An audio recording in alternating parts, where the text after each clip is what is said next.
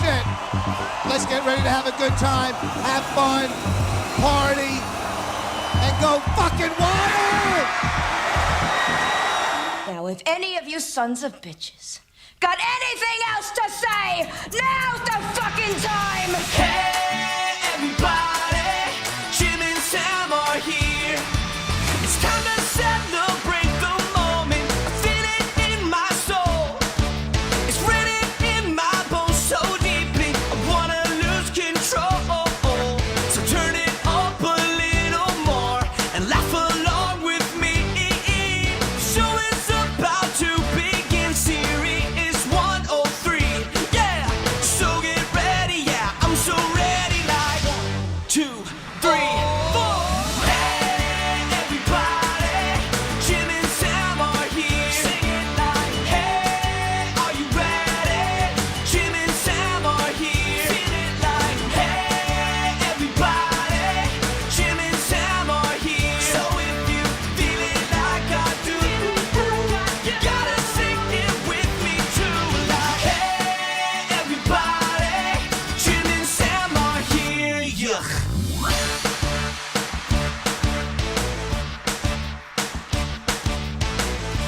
We are back. Oh, boy. Welcome, Jim Norton and Sam Roberts. Back after the July 4th holiday, although I realized probably halfway through last week that everybody takes the week of July 4th off, not the week after July 4th off. So, apologies all around. Jim is back tomorrow. I don't know where he is today. Over the weekend, he said he was at some political thing in Pennsylvania, so I haven't talked to him since. I don't know if that had anything to do with it, but we're here. It was a lovely break until things go nuts. I feel like every few days, like just as things start to cool out, and then they get nuttier to an extent that we couldn't have realized. Well, if you want to call in, I already see Brendan in Easton. Yeah. What's up? Am I on right now? Yeah. Oh, sorry. Yeah. Let me just say this thing with Trump. Yeah. I got to tell you, Right. I think that the whole thing was basically a hoax, and I have evidence to support my side of the argument. And I think this country is truly screwed beyond repair. We have no choice with the next election because I think that Trump was in on it. And if you want to get into it right now, I'll give you my points of contention. Well, the only thing is, Brendan, I do question that, like, you were able to figure out that this whole thing was a hoax, but you didn't know you were on the radio. But that could be that one doesn't necessarily have to relate to the other. Wait, what are you?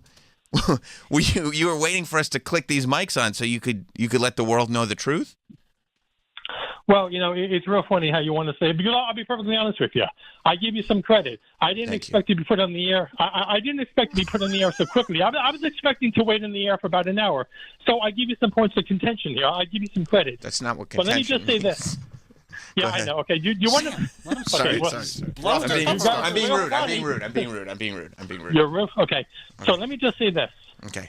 If Donald Trump, when he's seen again, which I assume is going to be today or tomorrow, if he doesn't have the upper third of his right ear blown off, right, this whole thing was a hoax. But what they're going to tell you is, Donald Trump went through emergency plastic surgery in the few hours between the shooting and leaving his golf course in Bedminster, Pennsylvania, which I actually drove by about 2 weeks ago. The funny thing is, the news just yesterday said Donald Trump's plane is getting ready to leave at 3:30. Oh, what a surprise! 33 is the number of the Illuminati. Now, let me tell you another thing about this. Oh, I see. So what you're saying, just to bring it, you need. So is that true? That is true. Okay, but if, let's say, Trump does show up full Cactus Jack next time we see him, the ear is gone. Then you go? You mentioned that. Okay. It's so funny. It's so funny you mentioned that, because I was actually going to say Cactus Jack Mick Foley had his head caught in 2 friggin' ropes and 3/4 of his ear was gone. But Trump takes a 2-2-3 round whizzing by him, and if he's not visibly wounded, this is totally fake. And let me just say this, okay? Okay. Again. All right. Okay. Okay. Okay. All right. Okay. Okay. Are you going to be a smart ass or what? You said okay. I said okay. You know what? Brendan, he is. Do you know what show you're calling? Yeah. Okay. I don't understand. Unfortunately, he doesn't take serious things seriously. You talking about He me? doesn't take serious things. Okay. We're taking you seriously, Okay. though, Yeah, Brandon. Brendan Go ahead. Willis. Okay. 3:30 flight, Illuminati. Okay.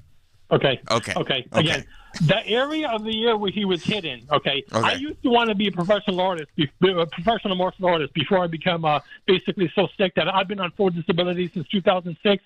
But the area of the year where he was struck in, that general area is considered a friggin' death point from a punch.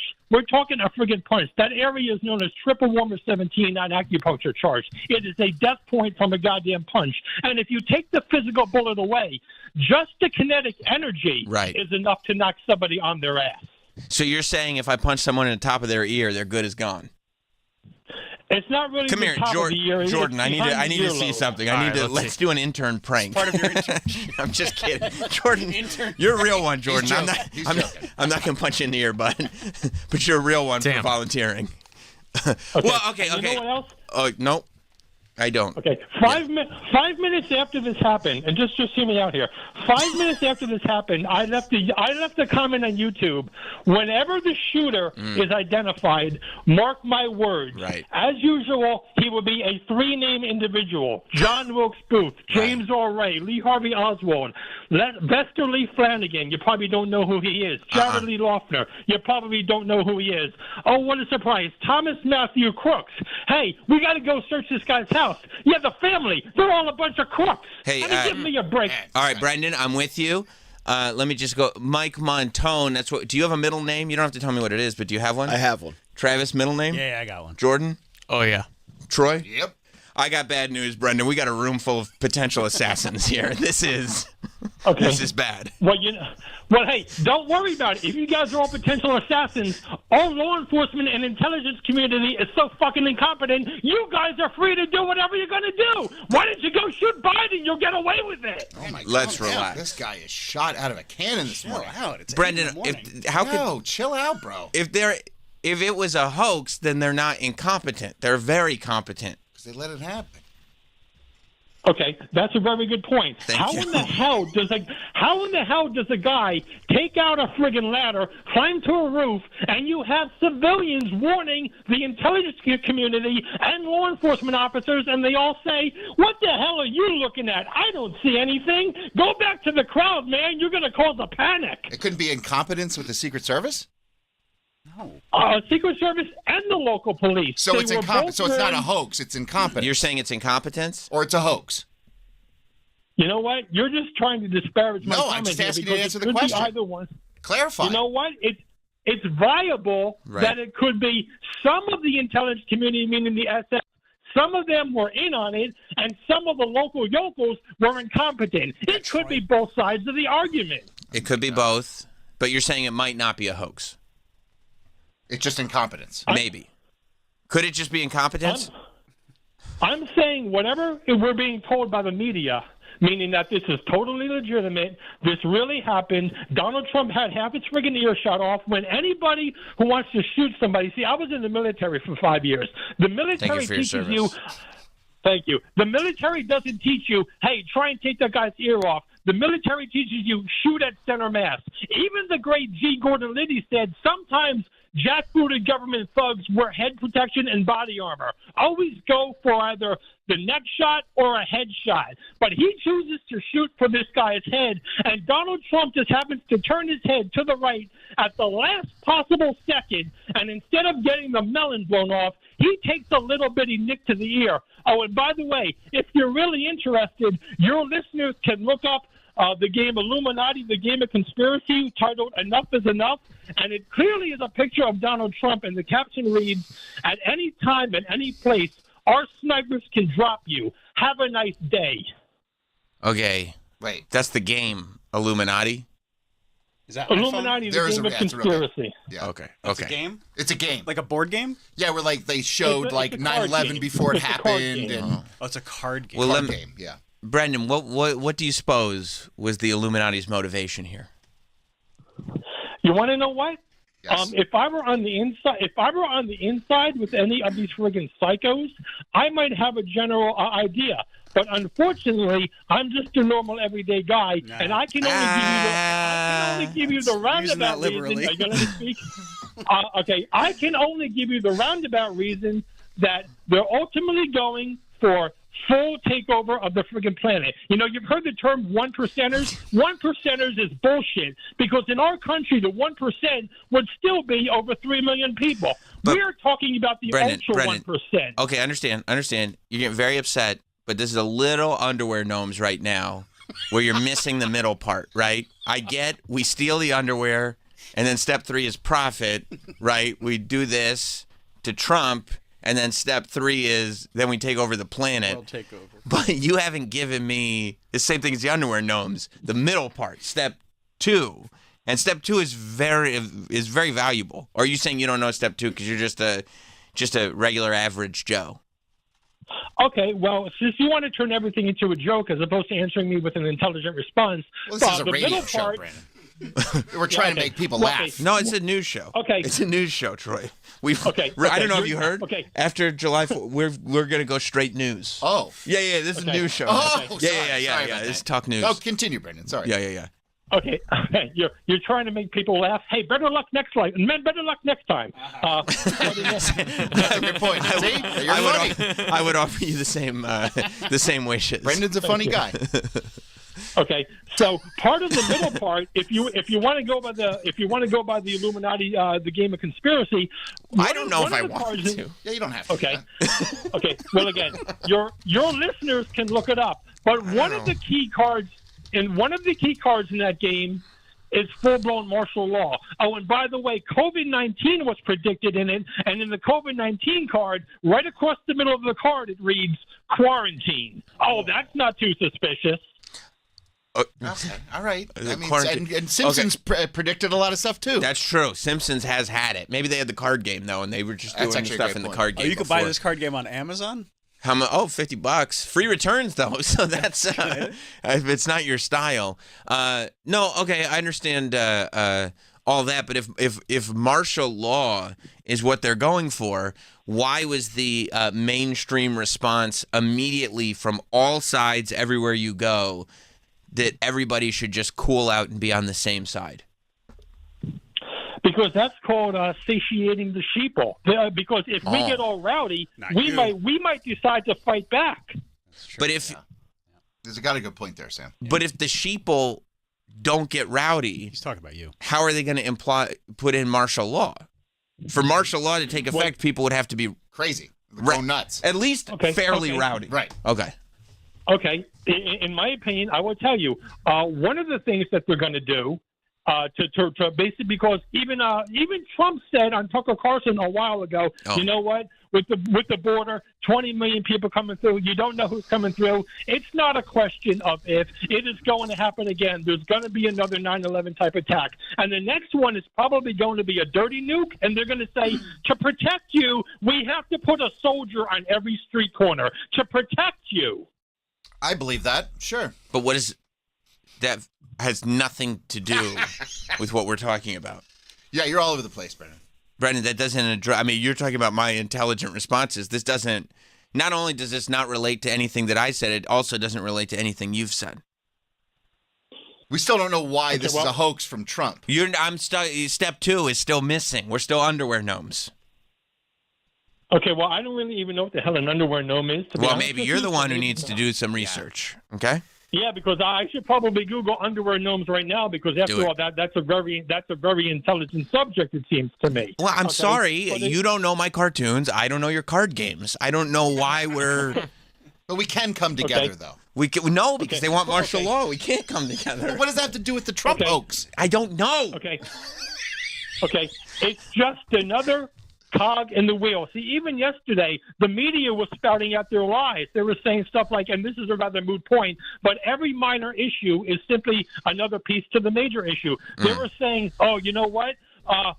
This guy firing from a prone position, militarily, that's one of the most difficult positions to fire from. No, it's not. It's the easiest position to fire from. And you're going to tell me that after he looks through his sights, and he sees the flash of red from Donald Trump's ear, he doesn't sight in on that red flash. And with a magazine that you would assume held 15 to 20 rounds, he fires off 3 rounds. All he had to do was wait until the Secret Service rushed in. Not only could he have taken out President Trump, but he could have taken out some of those goddamn government thugs that he probably hates. Even though he said on his video, well, he was registered as a Republican, but I hate Republicans, and you got the wrong guy. I'm going to tell you there's something suspicious here, and I haven't figured it all out yet. Maybe I'll Really? call You back haven't? next Monday. I figured. Well, maybe I'll call you back next Monday. Wait, We have so many other questions for you, Brendan. Don't hang up. Let me ask you this, Brendan. What about our show specifically when feel all like we need this another vacation. when all this was happening and all could these go for it, ideas are circulating and you're going, "Yep, I'm putting all the pieces together." What was it specifically that made you go, Jim and Sam is the show I need to call? I need to let those. There's so many programs. There's so many shows. You may even get an easier time with some of the other hosts. What was it? You're probably right. What was it about Jim and Sam that made you go, yes, this is the vehicle that I need to use to my get this message out there. to get this information to the people? Well, that's a very good question. I'll tell you what the answer is. Excellent question. Because during this COVID crap, Sure. I called you on one day to discuss, as a matter of fact, Right. how The Simpsons is predicting all of this. On one day, I spoke to you for 8 minutes, and you invited me to call back. You said, "Oh, that was kind of a joke." But on the following day, I talked to you for 34 minutes, and I said, "You know what? Maybe this is the right people to call." So you're saying that there aren't any other shows that'll give you airtime, but we'll put you on. No. Listen, okay. No, listen. I've spoken to Smirkonish. I've spoken to David Webb. I've spoken to Sean Hannity. I've spoken to Chris Cuomo many times before they fired his ass. Believe me, I've done this about 80 times so far, and I have all the transcripts from my calls written down. Okay. Well, shout out to you. Are you, We're going to be in a manifesto. I have a question. That's Can I ask very a good. question? Troy is asking this question. Troy has a follow-up question, by the way, and this is Troy Kwan Yes. for the record. Brendan, JFK, Yes. single shooter or conspiracy? Why would you? Let's see where he stands on this one. Multiple shooters, because I would tell you what. Why don't you tell me why Lee Harvey Oswald did not fire at JFK on Houston Street when he had a perfect 180-degree sight line? He waited until the car turned onto Elm Street, which, by the way, by Secret Service protocol, a car will not take a greater than 90-degree turn nor slow down to less than 35 miles per hour in a presidential motorcade, which both things did in fact happen. You know what? Brendan's talking a lot of sense. He is. You're on Brendan's side. I am. Okay. No further questions. All right. He knows what's up. All right. Well, Brendan, Okay. we appreciate the call. I want you to. I appreciate your time. Yes. You're going to add this to the transcript collection? You bet I am. I'm going to my computer right now. Nice. And can I give a suggestion as well? Go Brendan, ahead. I like Brendan. Jim is back tomorrow. Me too. Yeah. Get your facts Okay. together. Figure out that second piece Sam's talking about. Yep. Figure that out. Call us back. Because I think most of us are halfway there with no, you. wait a minute. To be perfectly honest more with you, no disrespect, but Yeah. you know what? What? Listen, I like you guys, and you know what? We like you. I mean, like I said, I Very have a much. medical condition, and sometimes I feel better than otherwise, but I am seriously considering going to see Jim on November 1st in Millville, New Jersey. I think that's a great idea. I You don't- should do that. Well- And present your theories Well, to him then. We'll see how you're feeling. Yeah. We'll see how you're feeling. Okay. Thank you, Call Brendan. back tomorrow. Thank you. Thank you. Okay, I appreciate your time. Yes. Bye now. Well, we welcome go. back to Jim Norton and Sam Roberts. It is a highly, That was intense. it is a highly emotional Yeah, that was good. time. The theories were running wild pretty much immediately. It is amazing how quickly the internet is able to get information, like to the point where, like, if you didn't know that this assassination attempt had happened on Trump, within 20 minutes, it was like, where were you? Like, how big of an idiot? Yeah, like, where were you? We all possibly knew be? this was already happening. We'd already seen multiple angles. It's wild. I do wonder if there's any, like, even the... Did you see that there was one of the photographers that were there that kind of follow along with this? He's like a New York Times photographer, got a photo of Trump with the bullet whizzing behind him. Yeah. That's a wild photo, That's a right? wild photo. Yeah, and you can see, like, where they all are and everything. It is crazy that he literally turned his head at that exact moment. Yeah. And you can see it's almost like that initial reaction. It's almost like when you get stung by a bee and you just have this weird reaction because you don't see it coming. You didn't see the bee. You don't know. And there it is. And you realize everything has changed. So we're on the, I guess today's when the RNC, the Republican National Convention, begins. Is Trump not speaking until Thursday? Is that right? Yeah. And is that when he announces That's his when vice president? I would assume so. Yeah. Right? Yeah. Yeah. Right. Because that's when he will deliver. Now, like, do you his think acceptance speech? Do you think that because he's in a different standing now, that he's going to make people work a little harder to be the VP? For sure. You know what I mean? Oh, yeah. This might change things. Right. That now he's going to start rethinking because. But listen, before you were just a nominee. Now we got this in the bag. Right. You understand what a valuable position this is. Now I'd like to see if any of you guys have any compliments for me. If any of you guys want to say anything to me. Do they have any theories as to who his vice president might be? Yeah, there's a list. Chris Christie? No, unfortunately. Man. No. Yeah, let me find Yeah, no, you go for that. But yeah, so he's given the speech on Saturday, and I mean, it was the whole thing was just a really strange scene. And I think that part of the reason that people start looking for conspiracy theories and stuff like that is just to explain it, because you don't when stuff like that happens in real time and you see it and it's in front of your face, there's a surreal quality to the whole thing. Like you never think that it's actually going to happen, and then boom, there it is. But then the guy survives and he's fist pumping on his way back. Fight. I mean, and dude, this guy, he's a smart guy. Yep. He knows how to promote. I think he knew immediately. I think he was laying down on that stage with a whole bunch of people on top of him, realizing that he had survived something that he's very, very fortunate to have survived, but understanding that there's this whole audience there, and he has an opportunity, unlike many, to look very strong and create an iconic moment. And boy, did he. And whoever was waving that American flag right above him. It was just a banner. Yeah, that was hanging from like a crane. But the space of it. I know. Like just it's like perfect. It's perfect. It's amazing. But you knowing that like he should take that moment. Yeah, he knows. To pump that fist and scream, fight, fight, fight. Whew. Talk about a rallying cry. Man. What a wild scene. Fucking wild. Yeah. You know what's cool too is they saw the guy that took that photo. Yeah.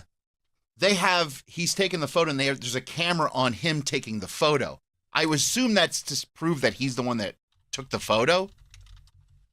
Do you know what I mean? Like there's like a GoPro on his head and it's showing the camera taking the picture. Oh, interesting. I wonder if he just wants to like document all this stuff. Like, because who knows? Maybe. Right, because he never knows when he's going to capture a historical moment like is this. What you're talking about? Yes. Yeah. Oh, wow. I haven't seen this at all. So, yeah, the photographer. And it is one of those things where he's just he's not even using the viewfinder, really. Right. He's just figuring out kind of where he is, and boom. Maybe he just does it to get video as well. He gets it. Yeah. And just to have like this moment captured. That's just wild that he had a video rolling for that. Yep, for this moment. And then I haven't actually seen this angle. And then this is another angle where they follow him. They're not really protecting him. Off stage. That's crazy. That whole situation's weird. But they knew the shooter why protect him when, like, They knew the shooter was down. The event is over. Yeah, but how do you know there's not another shooter from another location? A great question. Yeah. And, like, if there's videos of Secret Service getting Trump off before from, like, a year or two ago or something, and then there's this video, and they just look like bumbling idiots in this one. And the mic was still on. A year or two ago, like there was some sort of threat to Trump when he was at a podium a couple years ago. Oh, I remember that. And Secret Service grabs him, ducks him, and moves him off.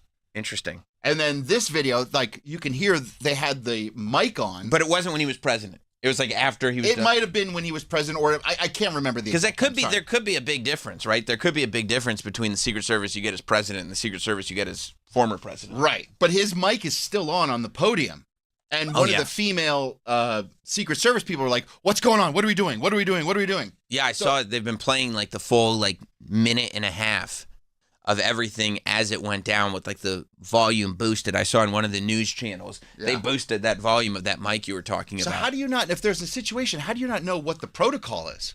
That's why it very well could be incompetence with the Secret Service. Right. I think that there is probably, I mean, a lot of that. And securing the area and everything. It is wild though that they had the shooter in their sight for a while, and they waited till he shot to shoot him. That's Right. a little strange. It's weird. Yeah, the whole It is. There's a lot of weird things that are going to be having to be pieced together. That's just confusing. Yeah. And, you know, it's so fun because before this, the whole story was like everywhere Biden was going, people were just telling it. He was, what was that, NATO that he was at? Was that the big speech that he gave over the week or It's like the G8 summit, I think. something like that? Yeah. And they just wouldn't stop asking him to please not run for president. And George Stephanopoulos is interviewing him, and he just the whole interview is going, "What are you doing? Why would you run? Don't run. You shouldn't run. Why do you think you should run? You shouldn't run." And now, just like that, the whole narrative shifts, and here we are. It was funny though. I was laughing. At the assassination. No, That's not Troy. Troy. That's not cool at all. You're A man died.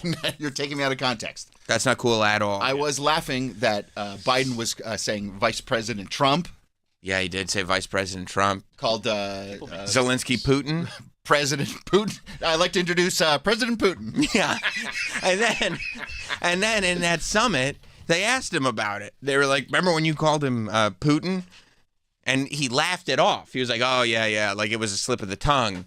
And then the guy who was talking to him was like, "Yeah, a lot of people lost a lot of confidence in you when you did that." And it was like, "Oh, you're insulting me. Oh, this is very mean." This is a great tweet. Vladimir Putin and Donald Trump ratify a historic peace accord. It's a picture of Zelensky and Vice President Harris. We are living in wild times. It's wild, wild times. But, you know, Biden had to give his statement. I wonder, like, if Biden is annoyed that he has to go, like, no, he's in our prayers. He's in our prayers. Like, he can't be aggro Biden. You know, because Biden likes to get scrappy every now and then. He can't be scrappy. And I'm sure deep down inside he's bummed that they missed. Why would you say that? That's such a terrible... Well, because that just eliminates the problem. But it's such a... I mean, this is a person's life you're talking about. It's a terrible thing to say. I don't know him. Biden? Yeah, you might be right, you might be wrong. I don't know. It's just a terrible thing to say. I would assume that if it actually happened, he would probably be... Because that's it. He's done. I mean, he won the election then. He would just be like, huh. Huh. Well, I guess we just won't... I guess that's the issue then. We'll just keep Well, that's that. things going, huh? I'm so happy to see that the song Many Men is trending. I really hope that former President Trump uses Many Men to walk up onto the podium Did you see 50 Cent came out with that in his background? at the RNC. Is 50 Cent getting behind this? 50 Cent, I think he performed in Boston. Uh-huh. And he performed Many Men with Trump's... If up until this point, the move for every musician has been to tell Trump not to use the song, Yeah. right? You hear every musician goes, "Nope, you can't use my song. You can't use my song." 50 knows that just as this Kendrick Lamar "They Not Like Us" is starting to cool down a little bit, you know, starting to have its moment. 50 knows that if you can get Donald Trump to embrace the song "Many Men," Yeah. it's going to stream off the charts. Oh, yeah. Because it's a great song. Everybody will remember, and it's just, the meme is too good. I was thinking about that, though. You know, 50 got so much credit because he got shot, because all this had happened to him. Everybody says being the president is the worst job ever. Like, you got to be a psychopath to want to be the president. I don't know that we've ever had anybody that wants to be the president more than Donald Trump. Right. This guy is catching felonies and getting shot, and all he wants to do is be the president. I don't think his wife is talking to him anymore. No. You don't see his family around him at all. He doesn't care. The media rallies against him, doesn't care. People loathe him. Loathe him like no candidate I've ever seen before. He doesn't care. He gets shot at. Doesn't care. Catches 34 felonies or whatever it was. Doesn't care. Doesn't care. He just really wants to be the president again. And he already got to be the president. He already did it. He wants to do it again. He wants to do it again. So bad. Like, if anybody knows what it's really like to be president, it's Donald Trump. He knows very well. And he had to be the president when a pandemic happened. Yeah. And he still wants to be the president so bad that he'll get shot, catch felonies, have all the people around him drop like flies.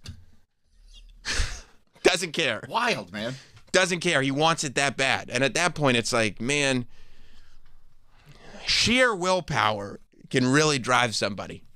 You figure what else does he have to do in life? This is it. Like, No, I mean, he could just Like retire? He literally owns golf courses, and he loves golf. Remember, he was arguing with Biden about golf scores. That was like 2 weeks ago. 2 weeks ago, we were literally arguing about golf scores. Now we're here. And it obviously got washed away because of the news cycle, but he did challenge Biden to a golf match. A golf off? Yeah, and Biden turned it down. Biden's busy. He also challenged Biden to a no-holds-barred debate. Meaning he's allowed to. Well, of course he would do that. Like, okay, well, what if we do a follow-up debate where I can interrupt you all I want? Like, that would be awesome. I mean, it'd be great television. Steal chairs. No holds barred. Is there hardcore rules or falls count anywhere? Falls count anywhere. So they could just Loser keep leaves town. Right. They just keep debating into the audience. Yep. They go into the They can go parking wherever lot. they want. They debate some more. Grocery store. That's right. They keep debating. Price check on jackass. They're still debating. No, I would love to see it. It's not going to happen now. No, I don't think it is going to happen. No need. I don't think it is going to happen. No. Trump is very grateful for everything, though. You know, he's done a couple of interviews. I watched one lady who interviewed him was on one of the news shows last night that was saying that apparently Trump said that in all of the speeches he's ever done, all he does is look forward. He only looks forward. He never turns his head, which I did not double check the records. I didn't go through tape, but I'm assuming That's true. it's true. Okay. So he said he never turns his head. He also said he doesn't really bring graphics very often. You know, he doesn't bring charts and stuff like that. But he had an immigration-related chart. I'm assuming was not a positive news chart. I'm assuming it was more bad news as far as that issue goes. That's only an assumption, though. But he said that he turned his head, which he never does, to look at a chart, which he never has. And in that moment, that's when the shooter shot. And, you know, he's saying there are a lot of people, and maybe they're right, that are saying that was probably God intervening. Which, I'll just say this, big if true. He's not saying that. Big if true. Big if true. If God was intervening, that's major. That's huge. He said the doctor at the hospital, this is the former president shared the very surreal experience that nearly ended his life during an interview aboard his private plane en route to Milwaukee for the GOP National Convention. The doctor at the hospital said he never saw anything like this. He called it a miracle, said Trump. I mean, that's not wrong. It is a hard to miracle. deny that. It is. I mean, say what you want about Trump. As far as, I don't see what definition of a miracle this wouldn't be. It looks like one to me. Right. Which is wild. Yeah. Because, that means they're just throwing out miracles to whoever at this point. Maybe he was right about the Bible. Maybe he really does love that book. Both of them. You know what I mean? Maybe he's just a big fan. I don't know. I'm not supposed to be here. I'm supposed to be dead, Trump said. I'm supposed to be dead. He's repeating himself. I do also wonder, I mean, this is one of those almost, it would have to be some kind of euphoric intoxication, like the high that you would be on. Because I can't imagine the adrenaline that must hit you when all this is going on. And the come down from that is insane. Like when just normal people, when people have near life-ending injuries. Like they're temporarily, their whole perspective has changed. Like they're like it's weird to talk to them right after that happens. It takes time to kind of get out of that space and go like, okay, now let me come back down to earth. This is like the extreme of that, where the adrenaline is through the roof. You've now got a ton of people that are cheering you on, which is just upping and upping and upping. I mean, this is going to be a wild time. He says, he said he would be, I'm supposed to be dead. He says he would be if he had turned his head, if he had not turned his head slightly to the right to read a chart on illegal immigrants. Which, if that is the case, then maybe, ironically, it was the illegal immigrants that saved his life. Did we ever think about that? The irony of that. Huh? The irony of that. Right? Right? They saved your life. They saved your life. He also cleared up a mystery about his shoes. Which is good, because I was wondering. Me too. Because we heard on the Made mic. no sense. Wait, let me put my shoes on. Let me put my shoes on. Shoes. And people saw him. Like, he didn't get, like, the bullet grazed his ear, but he didn't get knocked off his feet by the bullet. He got knocked off his feet by the Secret Service. So people were wondering, well, what the hell happened to his shoes, you know? Maybe he was just letting the dogs breathe a little bit while he was at the podium. I think that's something that he was worried about. He doesn't want the public thinking that he takes his shoes off to do his speeches. Like, I'm going to be here for a couple hours. Let me slide these puppies off. He's a man of leisure. It's true. I get that. It's like newscasters who don't wear pants because they're behind a desk. Right. No, but he wants everybody to know that he's a man. You know how sometimes like a man takes pride in being uncomfortable? Like, no, I'll put up with it because I'm a man. He doesn't want people to think he's taking a moment of leisure and taking his shoes off. Honestly, though, based on his response to the question, Mike, I believe that theory more than any theory that caller gave us. I think he might take his shoes off during his speeches. I would have more respect for him if he did. Yeah. If he showed up and made himself comfortable. Yeah. Kicks his shoes off. It's his country. It is. Well, it's about to be. If he kicks his shoes off and goes, all right, guys, let's get comfortable. Let's talk turkey. No, he cleared up the mystery. On the video of the shooting and aftermath, as the burly agents tried to rush him off the stage for safety, he can be heard saying, wait, I want to get my shoes. My shoes. Don't let me leave without my shoes. As he explained in the interview, the agents hit me so hard that my shoes fell off. And my shoes are tight. Nice. So that's what I was worried. Is he one of these like loose shoe wearing liberals? And the answer is no. He keeps his shoes very tight. It's just he has very good Secret Service that are big and burly enough to knock him out of even very tight shoes. As he explained, he said with a smile. This is good. And my shoes are tight, he says with a smile. Like, If you know what I mean. No, sir. Trump also addressed the incredible photo of him raising his fist and saying, fight, 3 times as the agents tried to get him off stage and into an armored SUV. A lot of people say it's the most iconic photo they've ever seen, which is an enormous statement to make one day after the photo was taken. I mean, really doesn't protect you from recency bias. I'm not saying it's not an iconic photo. It is among the more iconic photos that I've ever seen. I would say it's definitely top 10. Wow. Yeah, I mean, it's up there. Without thinking of the other 9, I would say top 10. What about like Malcolm X with the gun? You know, in his house? Yeah. That's a pretty okay. I think this is more iconic. Well, there may be some recency bias here. I mean, who was saying that? Who was looking at that after one look going, it's the most iconic photo of all time? I mean, it's one of them. Who ranks iconic photos in terms of most iconic to least iconic? I mean, I'm sure there's a BuzzFeed list. Can you see if there's a top 10 BuzzFeed's top 10 most iconic photos? Just better go right to the top. I mean, there's Muhammad Ali. Oh, yeah. Oh, yeah, knocking down the dude. Yeah. There's the guy in front of the tank at Tiananmen Square. That's right. There's Napalm Mia Girl. Hamm taking her shirt off when I she don't won know. the. That's not gonna know. The guy in Vietnam getting shot in the head. That's pretty iconic. That's pretty iconic. Napalm Girl. Naked Baby from Naked. Kurt Cobain's album. Yep. Yeah. An iconic photo. Pretty iconic, right? You knew what I was talking about. Oh yeah. Yeah. I mean, Shows his penis. Okay. well, that's yeah, it's a that's baby. neither here nor there. yeah. Democrats love that album. Yeah, they do.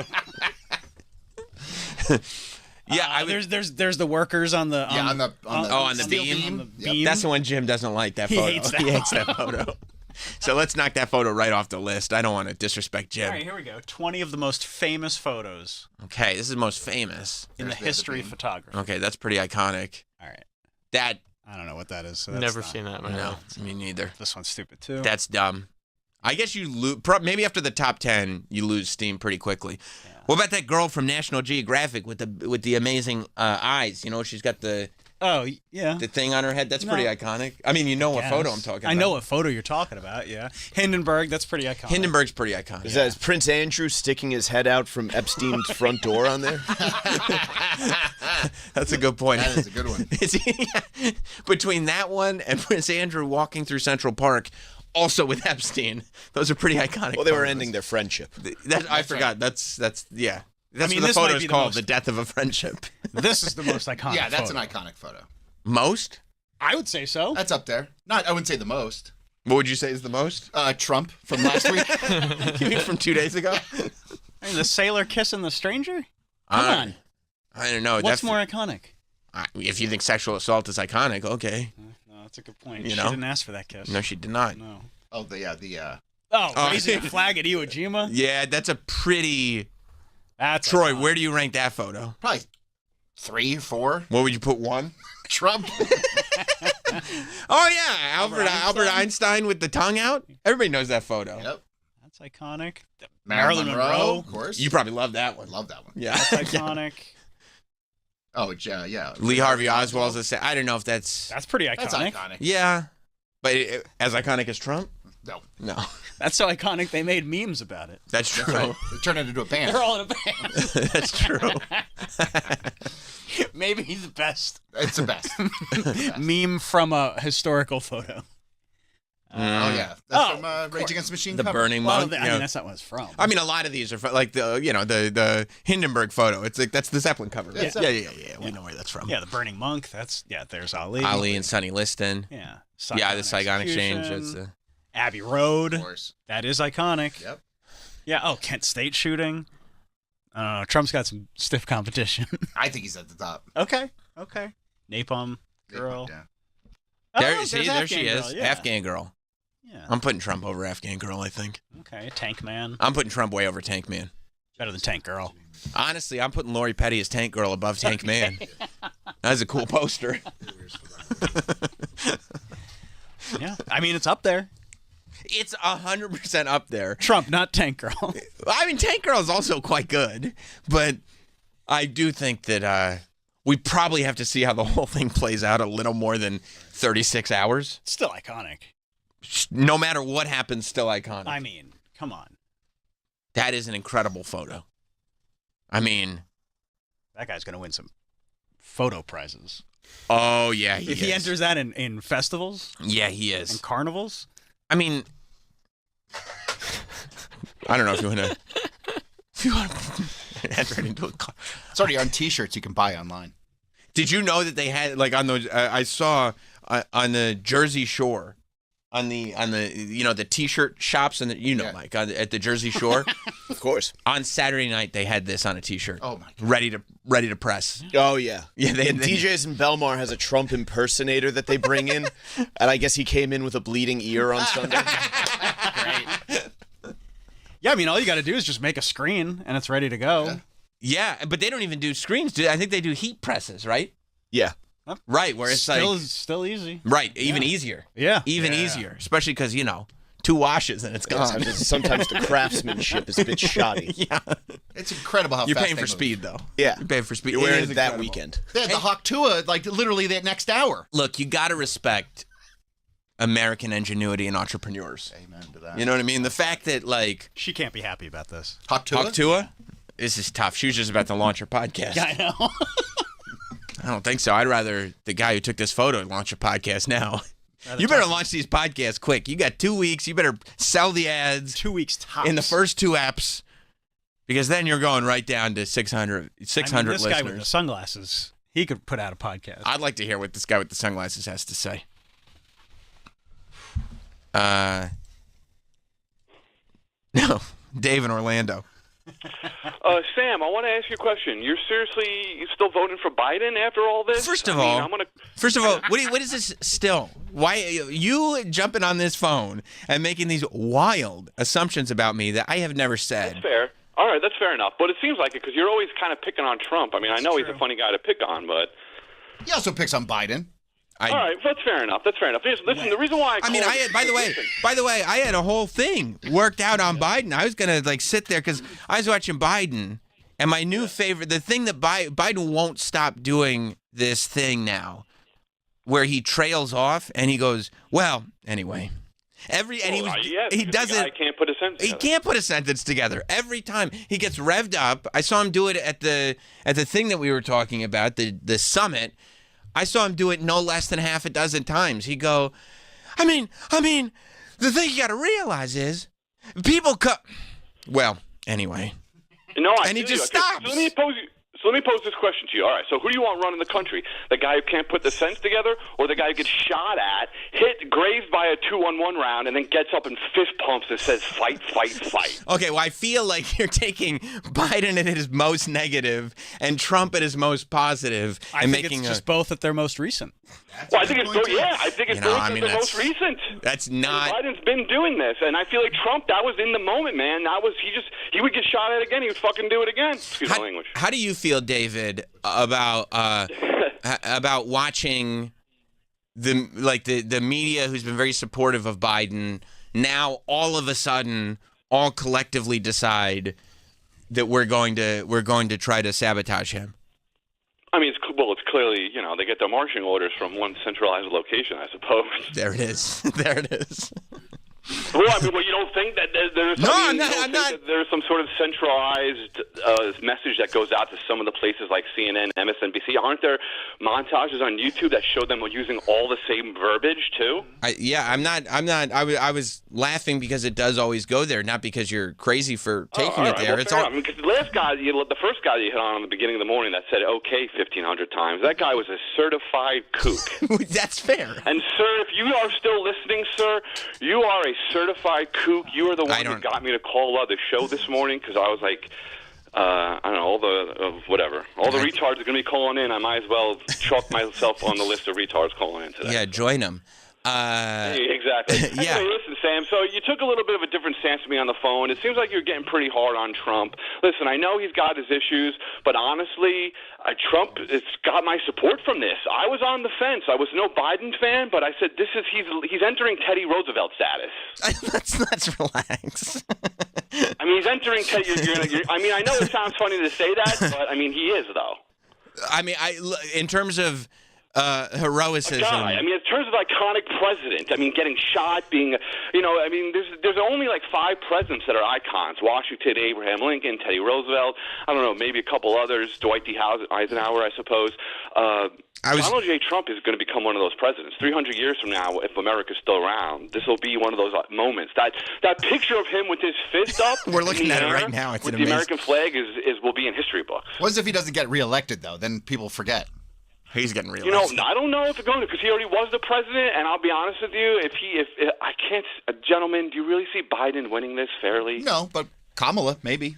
I don't see Kamala winning anything. I mean, how do you see Kamala in a room dealing with Putin, Xi Jinping? Oh, terribly. Fucking Kim Jong. No, here's the. I don't think Kamala's going to be able to deal with Trump in a room. Like, there's no way. Exactly.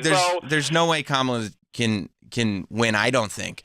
But I agree with you. So, guys, I agree with you. Listen, I know that everyone has their feelings about Trump one way or other, but we need to get this country back on track. We need to get this world back on track. Okay, we need to start pumping for oil. We're going to have clean water. We're going to have clean air. Those things are still important to us. Now I ask you the same question I asked the other guy. Why are you calling this show to stump Like, No, I realize. Listen, I'm an old school Opie and Anthony fan. I've been listening since WNEW, so I get this. I know the gist of the show. Because you know why? Because I'm feeling passionate right now. Yeah, you are. This whole thing kind of got me. The last few days, man, this got me a little shaken up. I mean, it kind of ignited a little bit of a fire in me to, and I'm starting to get a little touchy now when I hear people. I don't know. I don't know, man. It's just your emotions. You're an emotional guy. I appreciate it, Dave. Thank you. Anyway, all right, guys. Have a good day. I appreciate it. All right, talk to you later. Yeah, everybody's emotional right now. I called my dad, Mr. Roberts, and I was like, "Are you watching the news? You better turn this on." And he turned it on. He was like, "Oh man," he couldn't believe what had happened. He was like, "Oh man," and I go, "You know what just happened?" My dad goes, "Yeah," and I go, "Trump just won the election," and my dad goes, "Oh, he did." Oh no. Yeah, I mean, unless there's some candidate that we haven't thought of that's going to replace Biden that's good enough to shift. Here's two things would have to happen. Trump would have to be totally ridiculous in his first speech to try to take away some of this heroicism, which may or may not happen.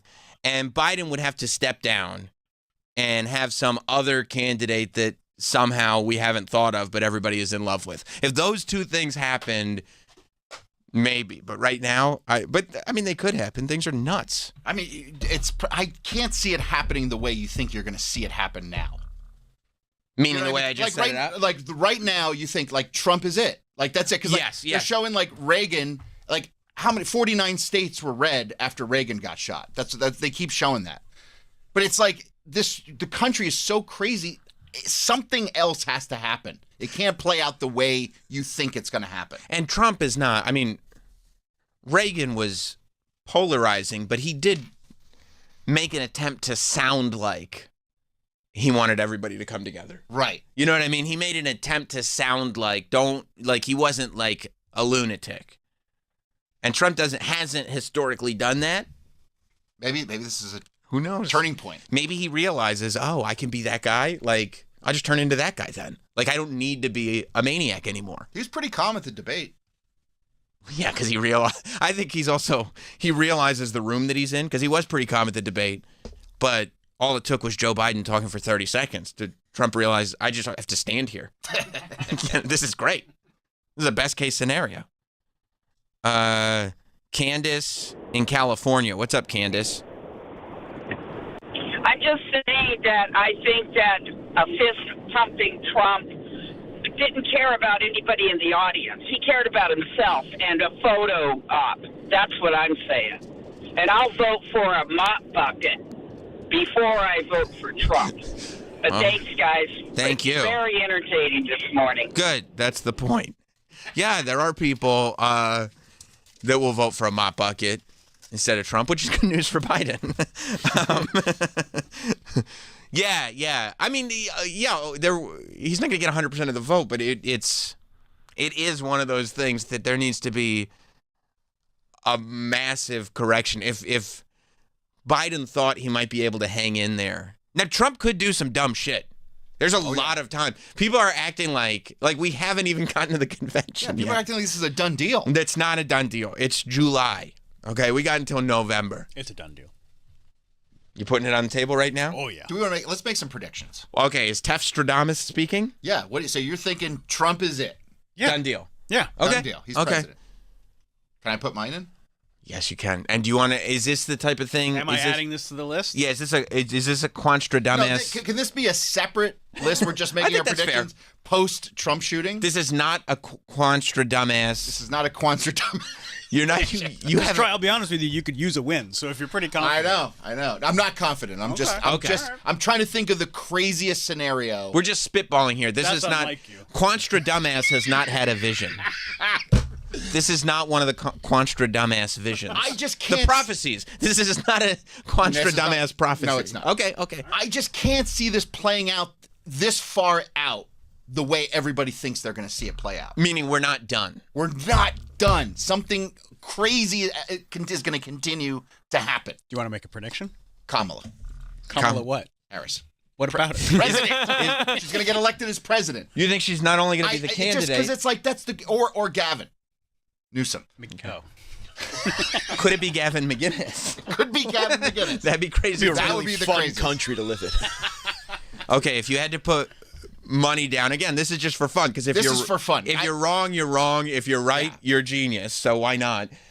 Is it Kamala or is it Newsom?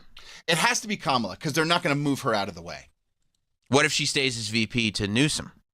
I don't know if she would take a back seat again. Yeah. Because she, Troy's not crazy. No, he's not. But I don't think she beats Trump. I think that Gavin has a better shot of beating Trump than Kamala does. Absolutely. Kamala got like 0 delegates in the primary. People hate Kamala. Hate. They do, but she checks a lot of boxes. She does, but did you see Bill Maher? He said Gavin Newsom looks like he could be in porn.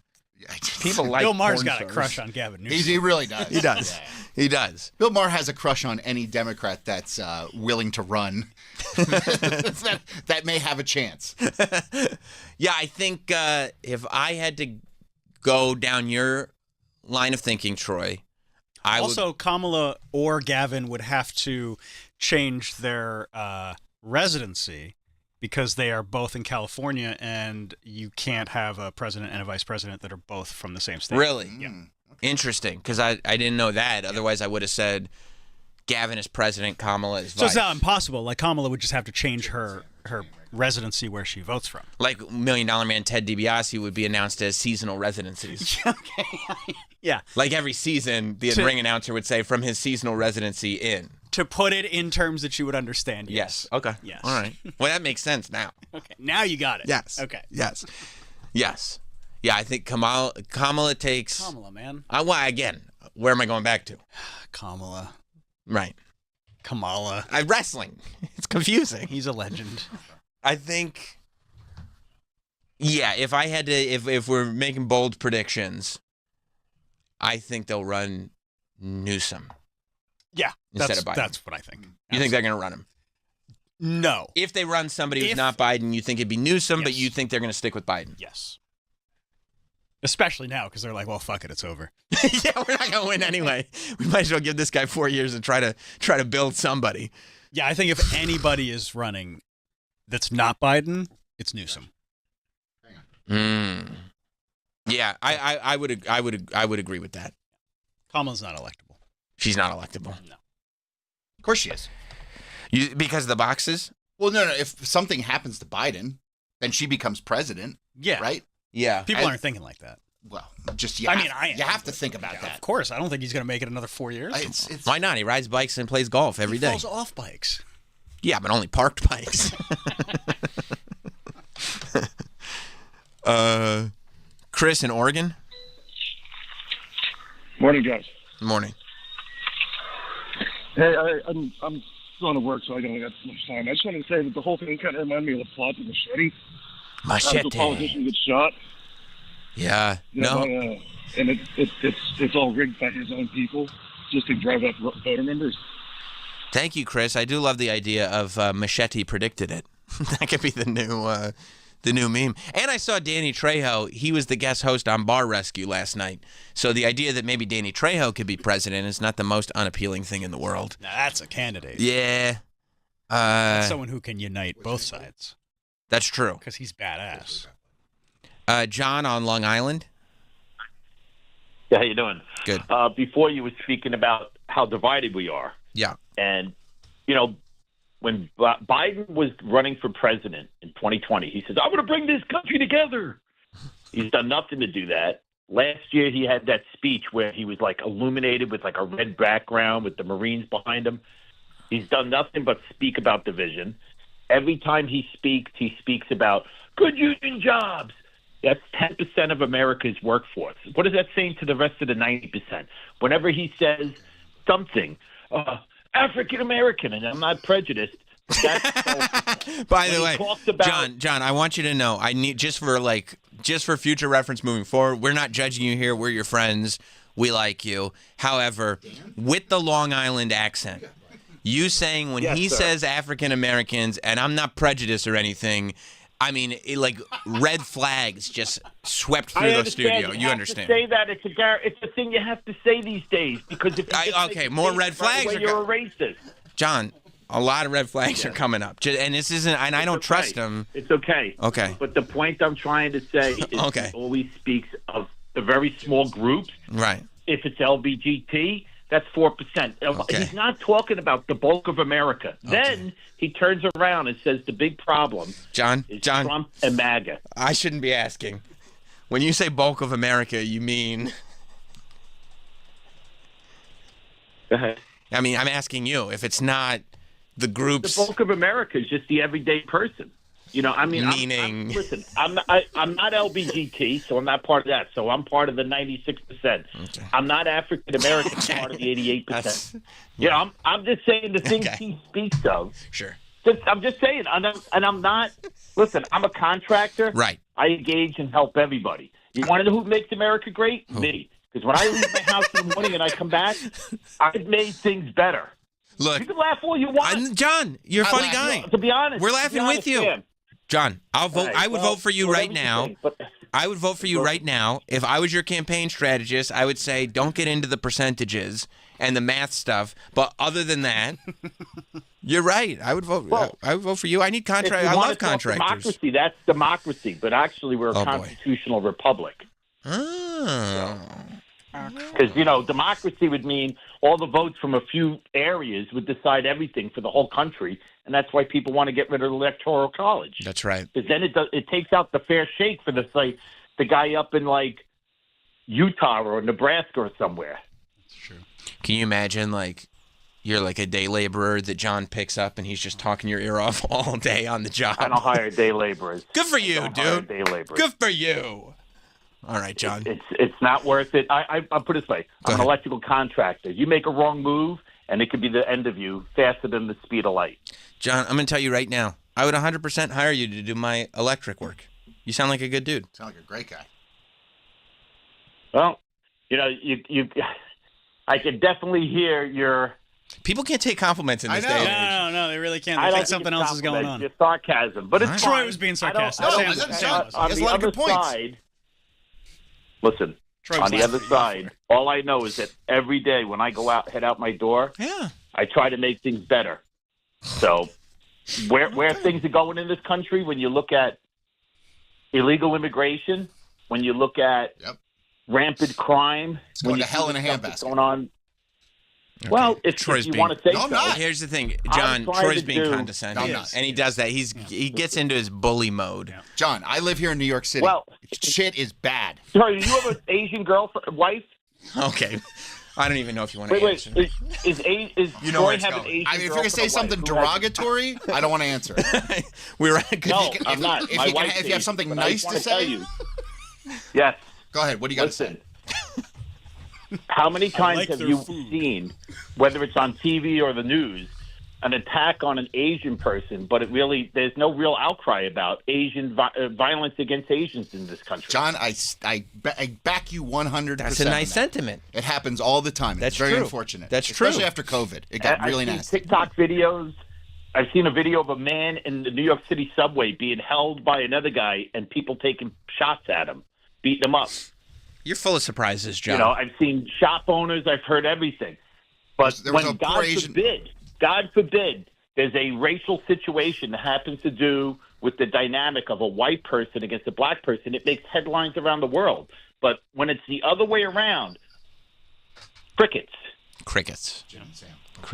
John, thank you, buddy. I'm just stating the facts. I'm glad you're making the world a better place, and I'm glad I try to make the world a better place by creating an outlet for somebody like you.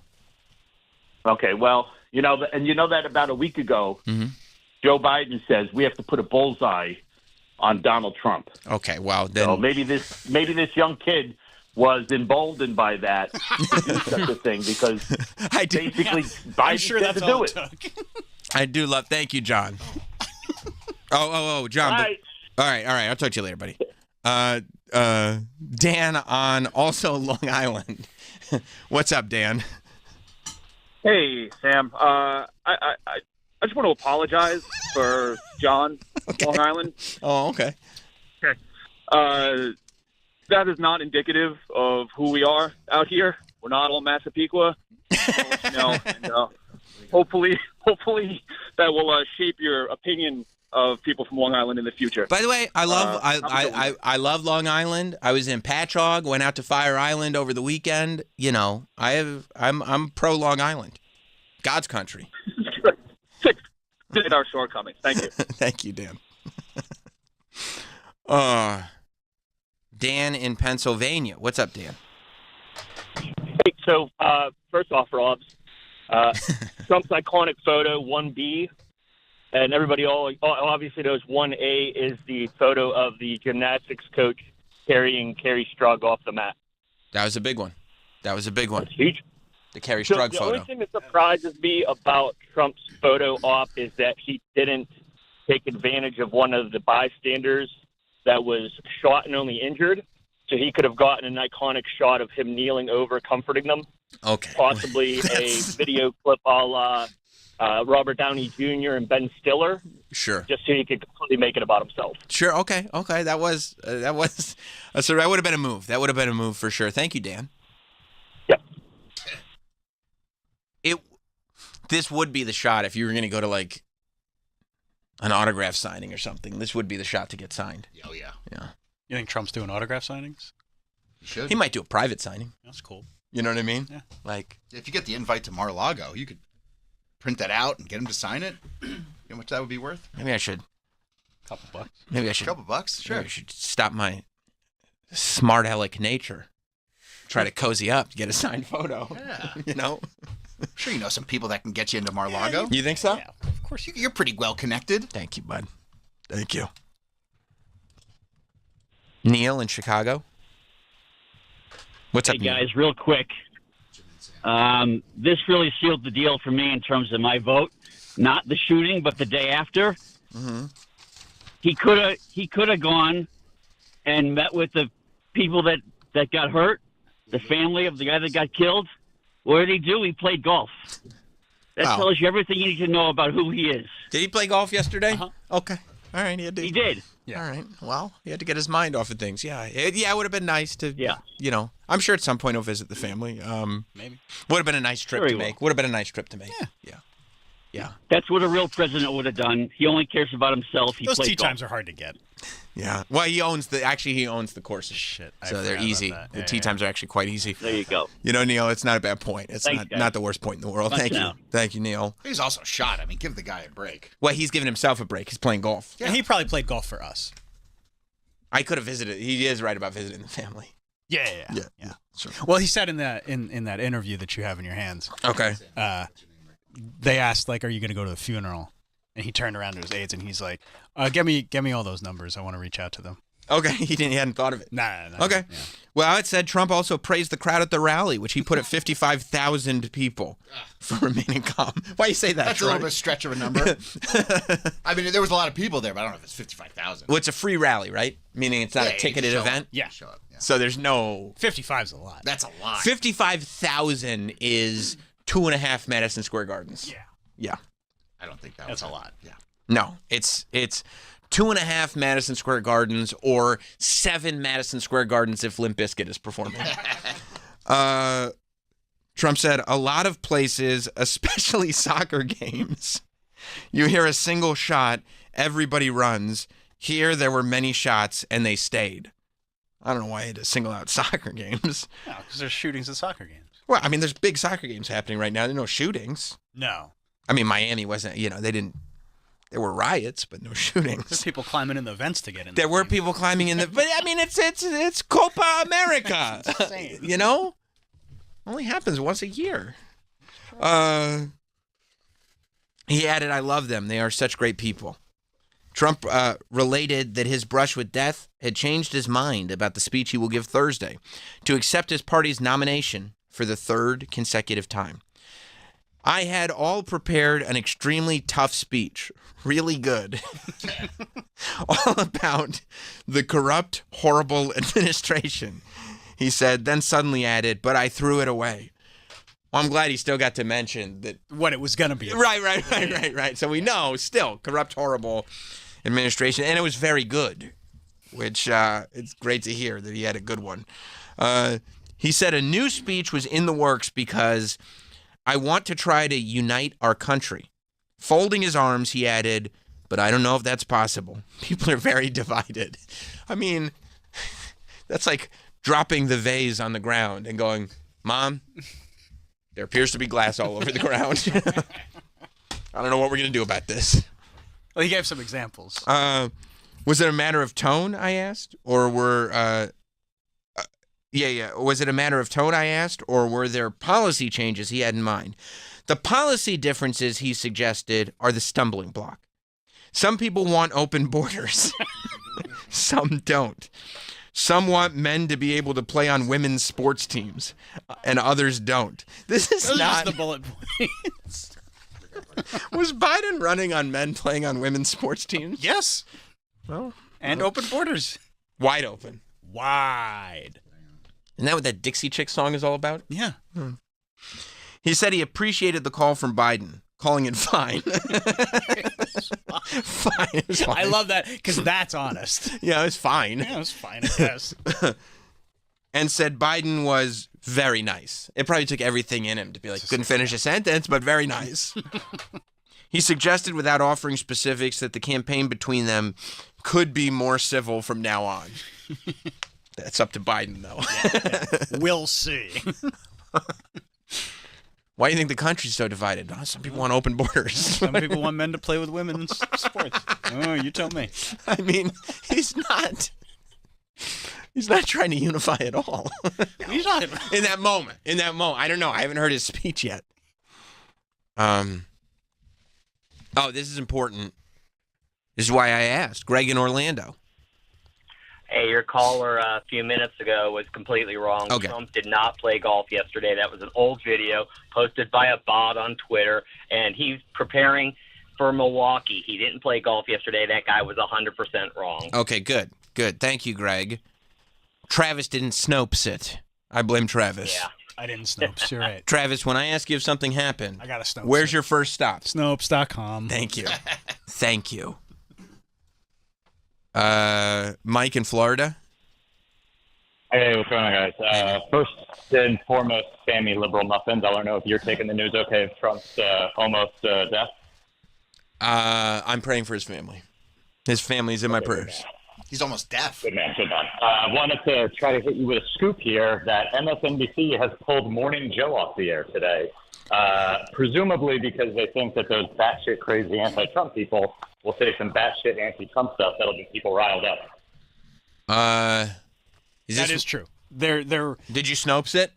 I didn't Snopes it, but I saw a video. They decided to go with continuous breaking news coverage. Oh, instead of is that not the most? Instead of letting Mika just do 20 minutes on Biden. They didn't let Mika talk. How is that not at least a little bit of an admission that, yeah, you know what, maybe all the anti-Trump nonsense, maybe we had something to do with him getting shot. It is interesting. Thank you, Mike. It is an interesting play because it does play right into that idea that the left rhetoric isn't helpful. The decision by MSNBC to leave one of its most recognizable where's this from that I'm reading? Just so I know. CNN. Okay. The decision by MSNBC to leave one of its most recognizable programs on the sidelines amid a seismic politics-driven news cycle. You could have done that in less words. With the Republican National Convention getting underway in the wake, this is a long sentence, of the Saturday shooting at Trump's campaign rally is certain to raise eyebrows. You talk about saying everything without saying it. Like just the way you describe it, and then, I don't know, might make you question. They get paid by the paragraph. A person familiar with the matter told CNN that the decision was made to avoid a scenario in which one of the show's table of 2 dozen. Oh, why is it off? That's why, yeah. I was cutting stable, off. sorry. The show's, that makes sense. Stable of, like the Four Horsemen were a stable. I get it now. Exactly, yeah. Of 2 dozen plus guests might make an inappropriate comment on live television that could be used to assail the program and network as a whole. Given the breaking news nature of the story, the person said it made more sense to continue airing rolling breaking news coverage in the fraught political moment. You got to be able to trust your people on the news channel to do the news, no? Nah, they're just They're just going to do rolling breaking news. I mean, isn't there a guy or a girl that could go, all right, what are we talking about today? I wonder if ratings are higher, though, by doing this. Oh, if they are higher? I wonder if Mika is watching going like, what the fuck? Is that still a highly rated show? I don't even know. I have no clue. Let me Snopes it. Check Snopes. Wow. So MSNBC is just rolling news. Yeah. Is CNN still running the Don Lemon show? I wonder how Don Lemon would be covering this on CNN. Doesn't he have his own show? I mean, he just interviewed Candace Owens. Did he? Oh yeah. That's right, he did. It was a whole shit show. It was a shit show. It was a shit show. Don Lemon's not cut out for the internet. No. You know what I mean? He's not. He's doing CNN on his podcast. Right, right. Nobody wants to hear that anymore. Chris Cuomo is cut out for the internet. Chris Cuomo, I've turned the corner on Chris Cuomo. Because he's realized he has to lean in different directions. I'm saying lightly. Yeah. He's leaning into other stuff now, realizing, you know what? The internet is different than cable news, and I'm done on cable news. I've seen him be center left. I have too. One of my favorite center left podcasts. He's more likable now. Yes. He is, and he doesn't seem to take himself seriously. Right, it's exactly right. Which is good. Yes. But yeah, Don Lemon hasn't quite figured that out. No. So no Morning Joe. Nope. That's too bad. I wonder if they're off all week. Yeah, can they trust them tomorrow? I don't know. You might want to just let things blow over for a bit. Yeah. Except then on Thursday, Trump's going to do his speech and announce the vice president. They're going to have steam coming out of their ears. They can't do a show on Friday. There's speculation. Right.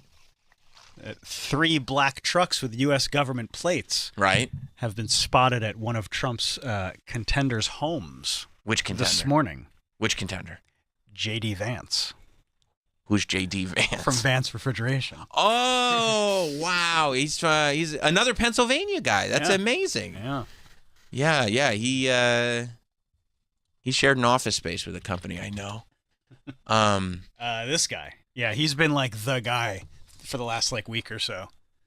He looks like a 17-year-old with a stick-on beard. He's a junior U.S. senator from Ohio. Yeah.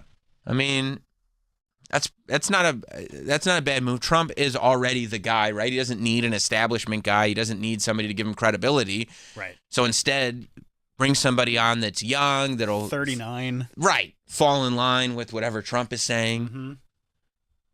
Yeah. So 3 black trucks with U.S. government plates were spotted at the home of Ohio Senator and rumored vice presidential candidate J.D. Vance on Saturday. But it could have been a kidnapping too, right? Could have been a kidnapping. They were, you said... I haven't seen them since. They were big government trucks, right? Yeah. That could be a kidnapping. Yeah. Throw them in one of them, you don't know which one. Exactly. Yeah. I wonder if Marco Rubio heard about this on Saturday and was just looking out his window all day. Oh, where's... Looking like Pablo Escobar, just staring. It's like when you're waiting for FedEx to come and you just hear, Yeah. That sounds like a truck. It's a U-Haul. Honey, was that a truck? Honey, when I was in the shower, any trucks come for me? I'm going to take a shower. Just call my name. If you need, just call my name. I'll come right out. I guess Vance, North Dakota Governor Doug Burgum, and Marco Rubio are the short list for the 3. Yeah. You know why you put Marco Rubio on the short list?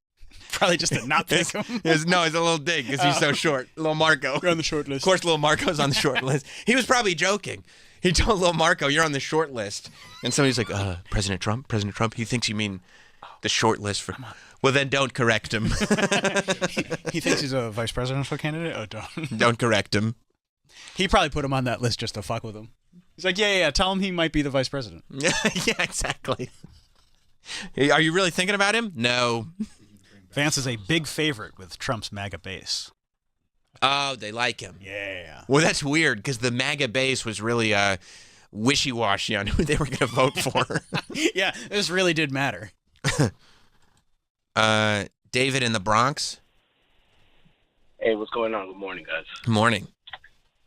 Yeah, listen, I think we need to take Trump. He needs to fire his whole security and bring him back where he's safe to the South Bronx where none of this would have happened.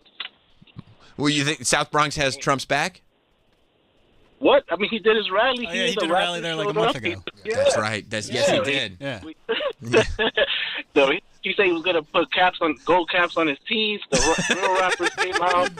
Like, you see, it's your own people that get you. That's why he needs to come back. He's a New Yorker. He needs to be back home. He does. People forget he is a New Yorker. South Bronx loves Trump. Yeah, come on.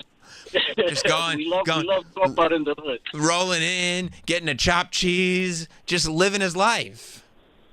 I mean, don't we all want our names in gold? He beat us to it. Yeah, you're right. You're right. Thank you, David. These are great points. Thank you, guys. I did enjoy that. I was watching it happen in real time. All the comedians bumping heads to try to get those first tweets out, to get their first Trump tweets out. Some of them not great. Some of them very good. Mark Norman. I thought Mark Norman was one of the really good ones. I think my two Twitter MVPs in terms of quality and speed. Because it's one thing the next day to have you've been probably stayed up all night writing this joke, right?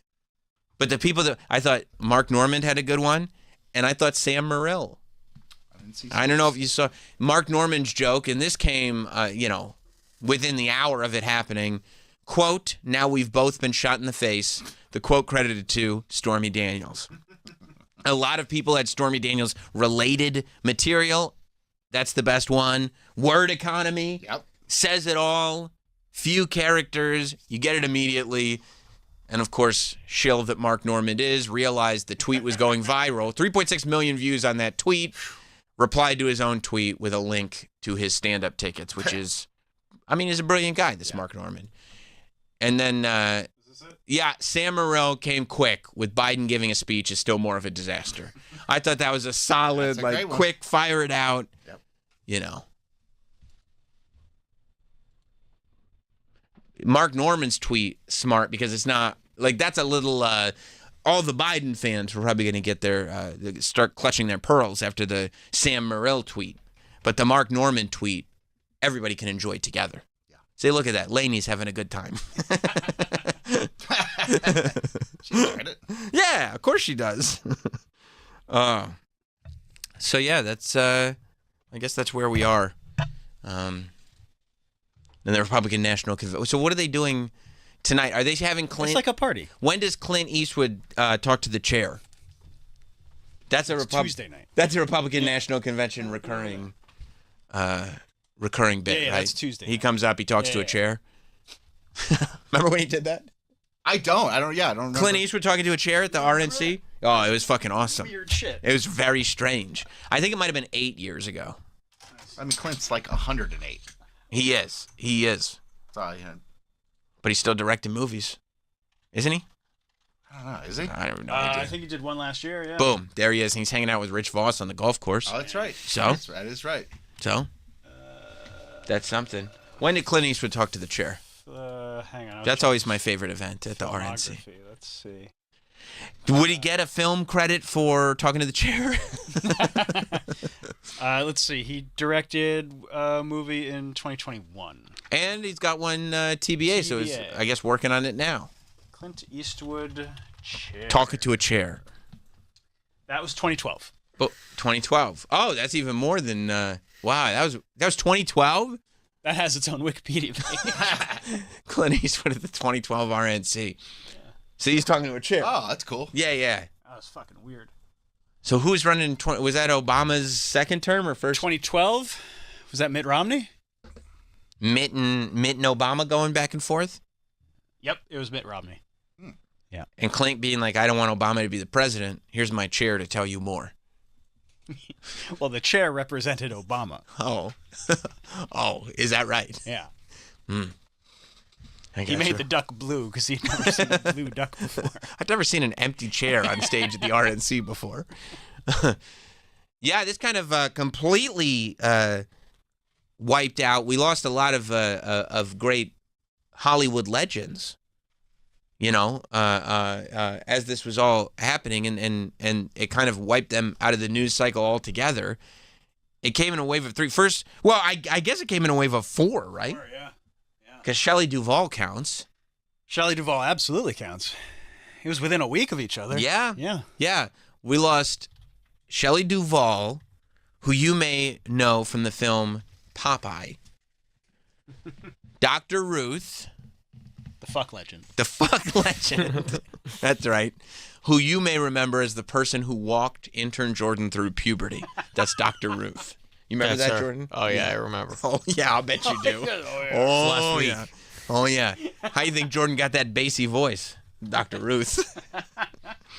Then we lost Richard Simmons, who I think might have done himself a disservice. I think Richard Simmons keeping himself out of the private eye for as long as he kept himself out of made it so that people were reminiscing. But what's he been up to? We still don't even know what he looked like at the very end. No, he didn't want you to know. No, he did not. I felt bad for him. Why? Because, he, decided to just become a private figure because he didn't want people to see, what he was anymore. Because he couldn't stay fit because he got hurt and, Was he overweight? Is that confirmed? That's not confirmed because, highly there's speculated literally upon. hasn't been a photo of him in, 15 years. Right. But, it seems sad, because he loved helping people so much. And, when you read these stories about how even when he was, retreating from the public eye, he still had his, fitness studio. And then one day there was just a note on the door that it was closed. You know? Because he just couldn't do it anymore. Yeah, I don't know. I felt really bad for him. Yeah. And then Shannon Doherty we lost. The Mallrats goat. Mallrats goat, 9021 goat. I can't believe we live in a world without Luke Perry or Shannon Doherty. Sad. Sad, right? It is. You're bummed about that? Yeah, I loved 90210. What's not to love? You didn't like that show? No, I love that show. And then Melrose Place I was after? literally about to say. And then Melrose Immediately Place following. would come. Yeah. I've never seen Melrose Place. Never? Never. Highly dramatic. Would you be willing to submit to a lie detector test? I would, Mike. Yes, I would. You don't believe him, do you? Not for a second. This guy loves Melrose Place. And he would lie about it. Yeah, he would. Why would anybody lie about not I could watching picture Melrose that. I could picture him doing some dumb shit, couldn't you? Yeah. Wasn't Melrose Place the big return of one of those blonde Heather Locklear? Heather Locklear, right? The Return? Why? What was she in before that? She was I like know 80s. her from Melrose Place. Heather Locklear was an 80s icon. Yeah. She was married to Tommy Lee. Come on, dude. Yeah, I know that. You don't know about Heather Locklear? I know that, but I didn't know what She else. obviously did something in the 80s. How I could she couldn't be- tell you what. This guy. That's what I'm saying. Well, that's what I'm saying. She's an icon. She's an icon now. She married Tommy Lee. A lot of people married Iconically. Tommy Lee. Only icons. Pam Anderson, icon. Heather Locklear, icon. Dynasty. Oh, that's right. Yeah. See? 81 to 89. I didn't watch Dynasty. No, I didn't. Yeah, fucking right. Mike, how many episodes of Dynasty you think this liar watched? How many were there? Yeah, exactly. Exactly. It was on from the year I was born until I was 8. Oh, yeah. You were sucking your thumb watching Dynasty. Yeah. Oh, she was on TJ Hooker. I didn't watch that. See, you think Heather Locklear got her start on Melrose Place? That's what I said. That's where I know her from. Don't look at Troy because he says the same thing. I'm looking at no. I said it was the return of Heather Locklear. Right, and I didn't you know were that like, return. I didn't know that she had been somewhere. Troy told me she was an 80s icon. She was an 80s icon. By the way, married Richie Sambora after Tommy Lee. That's right. right. That's right. Yes. That's a move, huh? That's like Pam Anderson going from Tommy Lee to Kid Rock. Yup. That's called an upgrade. That's a glow up. Also, You saw how pissed off Kid Rock was? Oh, he Furious. was pissed. Furious. He was on his boat. Furious. I tell you what. If that assassinator wasn't already dead, The KID would be coming. he'd be pissing himself right now. Kid Rock wants none of it. He's furious. He was so mad. And you know he's serious because he's got his White Boy of the Year hat on. You know he's serious because he waited 2 seconds to make sure the video was filming. But yeah, he doesn't want a syllable missed. He wants the world to know. By the way, he looks pretty ripped. Yeah. You fuck with Trump, you fuck with me. See? Hell yeah. And look at that. Look at that. His shoulders get so tense. Oh, he means it. He does. He probably got his pump on before this. He definitely did. And after. Oh, yeah. Oh, for sure.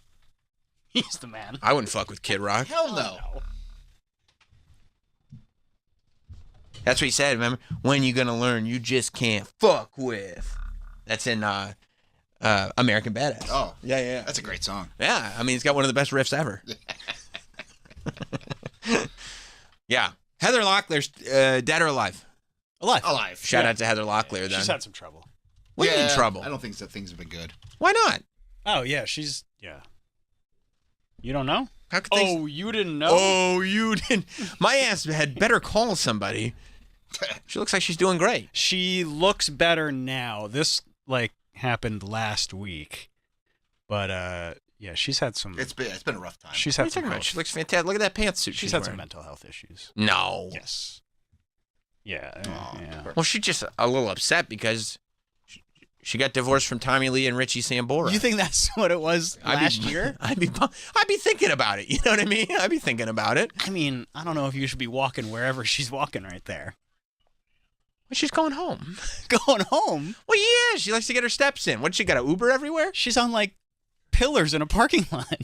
Well, I know, but it's on her way home, I think.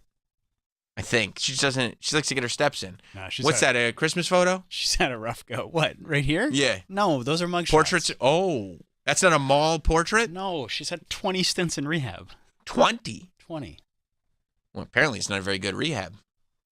I don't know if we're blaming the... Well, at 20 times. That's being inconsiderate. Of the rehab? I mean, the poor woman. She's had a tough time. I'm on her side. I think it's the rehab's fault. Who's she there, hanging out with Antonio Sabato Jr.? That's pretty cool. That's pretty sick. Imagine being married to Tommy Lee and Richie Sambora, and now you're hanging out with Antonio Sabato Jr. That's sick. That's like a Mount Rushmore of hot dudes. Right? It really is. Sabato Jr. That's a great point. I'd throw him up there. And that's generational hot dudes, too, right? That's over the course of time. This is great. Yeah, I used to watch her on Melrose Place is really the point. Yeah. She was great on there. She was great on Melrose Place. Highly dramatic show. And, of course, it came after 90210. Rest in peace to Shannon Doherty is the point. It's either Heather Locklear or John Larroquette, I guess. I don't think any of them worked with John Larroquette, unfortunately. No, I'll bet Dr. Ruth worked with John Larroquette, if you know what I mean. Yeah, I know what you mean. Oh, yeah.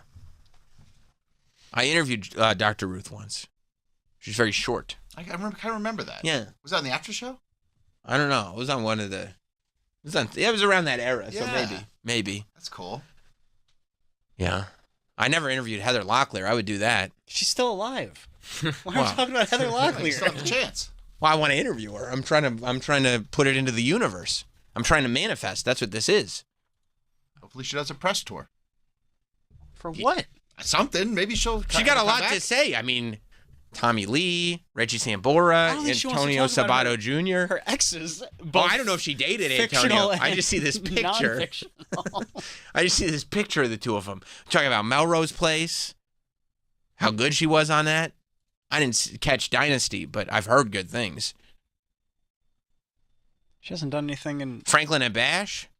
years. Franklin and Bash? Yeah, remember? Zach Morris was on that show. Oh, yeah, and Breckenmeyer. See? So? Yeah, I remember that. She was on 10 episodes of Franklin and Bash. That was 2013. That was her comeback again. 10 years ago. Oh. Was it that long ago? Yeah. All right. Oh, yeah, Melrose Place. Okay. All right. I think we hit the the major points. Like, Hot in Cleveland. People love that Hot in Cleveland show. They do? I She guess- was on 3 episodes. Well, I think they like those episodes. She was on 1 episode of Hannah Montana. That must have been huge for her. Hannah Montana. Hannah Montana. I got Molly. I got White. I got Molly. I got White. And we're talking about Shannon Doherty, not Heather Locklear. I know. That's what we've been talking about. The point is, rest in peace to Shannon Doherty. Icon. 90210. 90210, Mallrats, Charmed. People love that Charmed show. I don't know if you were into that show. I wasn't into it. But people, you give it respect. Of course. Yeah. Yeah, they love that. They love that Charmed show. She was on with Heathers. Heathers. Holy shit, how do we forget How that? did we not even mention Heathers? Love Oh Heathers. my God. Come on, guys. Well, you just read that on the internet. So did. That's no come on, guys. You You like to come on, guys. Exactly. Oh, yeah. What a cast for Heathers, huh? Shannon Doherty, Winona Ryder, Christian Slater. Add him to the hot dudes, Mount Rushmore. Oh, yeah. Hell yeah. That's what I'd ask Shannon Hard Doherty. Harry? Oh, yeah, I do. Harry Hardon. Harry Hardon. Harry Hardon. I'd ask you ever hook up with... I wonder if Heather Locklear ever got the chance to hook up with Christian Slater. With Christian Slater? If she wanted to. I bet. That'd be cool. I mean, Christian could have anybody he wanted. You think so? He could have any guy or girl. He's a hunk. He still is good looking. He is good looking. He's held up very nicely. If I do say so myself. Oh. Yeah, look at him. He was on... That's great. Yeah. He was on the Mr. Robot show. He was. Yeah. Yeah. He played the robot. So many good movies. Oh, the best movies. He was in Robin Hood, Prince of Thieves. Oh, yeah. He was great in that. He was the cool one. Gleaming the Cube. Gleaming the Cube. Loved Gleaming the Cube. Yup. True Romance. True Romance. He's incredible. I mean, that's the movie. Unfrosted, the Pop-Tart movie. Huh? Very Bad Things. I love Very Bad Things is great. Yeah. He needs a comeback. I mean, He's back. He never left. What's he on? He did that Saber corporate Yeah, piece. he did the Saber piece. You're right. And maybe I bought one of those pyramids because of Christian Slater. So your company's been absorbed by Saber. Yeah, Troy, he doesn't need a comeback. He never left. Yeah. Oh, that's a good point. Can't come back if you never left. Yeah. If you just keep crushing it. Don't call it a comeback. Yeah. He's been here for years. He's been here for years. That's right. And he left his jerseys over there. Those are his? Those are LL's. All right, let's take a break, okay? Enough. It's too much tomfoolery. It's too much excitement. We got to take a break. David Lucas is going to be joining us in studio a little bit later this morning. So stick around for that. We'll be right back.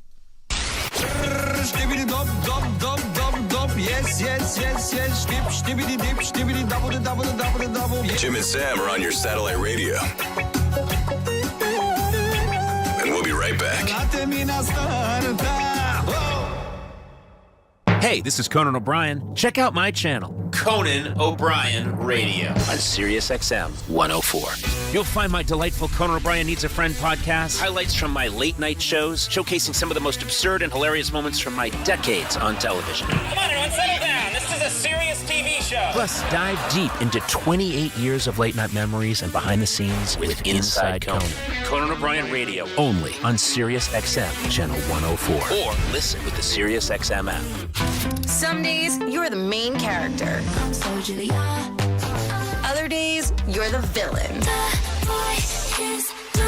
The Pop-Off, a channel of no on Channel 105. Look like they have it all together on their Instagram, but they probably don't. Therapy can help you focus on what you want instead of what others have, so you can start living your best life. I've gone to therapy on and off for years, and it's always helpful. It's not a quick fix. It doesn't cure you. It just shows you your own patterns. It teaches you how to ask questions of yourself and how to catch yourself doing things that are either envious or otherwise going to make you unhappy. If you're thinking of starting, give BetterHelp a try. It's entirely online. It's designed to be convenient, flexible, and suited to your schedule. Fill out a brief questionnaire to get matched with a licensed therapist. Switch therapists anytime for no additional charge. Stop comparing and start focusing with BetterHelp. Visit BetterHelp.com/TEFT. That's TEFFT today, and you get 10% off your first month. Better, HELP.com/TEFFT. Hey, Jeff, looks like your business is really booming, even in a tough time for businesses like ours. Hey, Mike. Yeah, thanks to LendSeek, our business was able to take care of some outstanding bills and taxes and to purchase inventory and expand our product lines. Wow. You know, my business needs working capital, but only from a reputable company that I can trust and count on. How does LendSeek work? Fast and easy. Just apply at lendseek.com. Their AI lending platform gave my business access to over 100 funding programs with one simple application. And it costs nothing to apply. At lendseek.com, you can receive business funding with no collateral, no prepayment penalties, and no restrictions on how you use the funds. Whatever your funding needs are, seek no more. Our AI lending marketplace has you covered. If you've been in business at least 1 year with annual revenue of at least $250,000, you could get get the funding your business needs in as little as 24 hours. There's no obligation, so apply today at lendseek.com. That's LENDSEEK.com. Every day, cybersecurity teams ask the same question. How do we do more with less? And the answer is always the same. CrowdStrike. Our CrowdStrike Falcon platform, trusted by over half of Fortune 500 companies, leverages one console and one agent to solve an ever-expanding set of cybersecurity and IT threats. Cybersecurity is complex, but with the one right partner, it doesn't have to be. CrowdStrike. We stop breaches. Learn more at CrowdStrike.com. From pinpointing the perfect set of golf clubs to elevate your game, to zeroing in on which job candidate fits your company best, professional recommendations can put you at ease when it comes to important choices. That's why Cincinnati Insurance is proud to say that for nearly 75 years, professional independent agents haven't just been recommending us to their clients. Many have been trusting us for their own coverage too. The Cincinnati Insurance Companies. Everything insurance. Kelly on Triumph. Trump's winning in 5 out of the 6 swing states. Hear David Webb live at the RNC on Patriot. Are you better off today than you were 4 years ago? Julie Mason on POTUS. Plus coverage on all your favorite news channels. I'm with you, the American people. The 2024 Republican National Convention is on Sirius XM. Saturday is Baseball Night in America on Fox. What a catch! The brightest stars. There we go! And the biggest games take center stage. Oh, baby! This week, Rafael Devers leads the Red Sox against Shohei Ohtani and the Dodgers. Monster shot! Or Corbin Carroll and the Diamondbacks take on Cody Bellinger and the Cubs. Wow! It's Baseball Night in America, Saturday at 7 Eastern on Fox.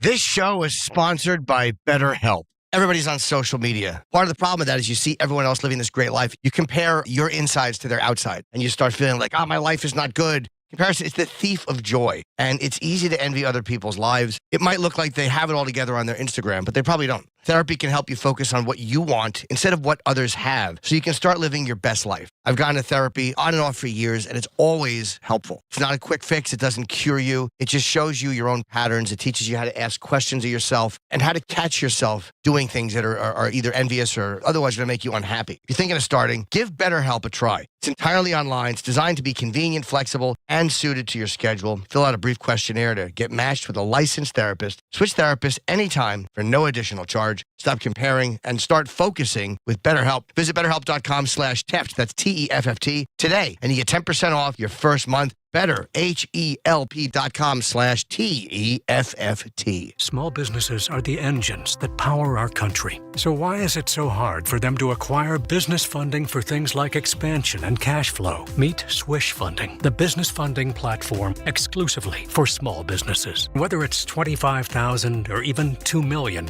our process takes just minutes with cash in less than 24 hours. You must be in business for at least 1 year with an average monthly revenue of at least $25,000.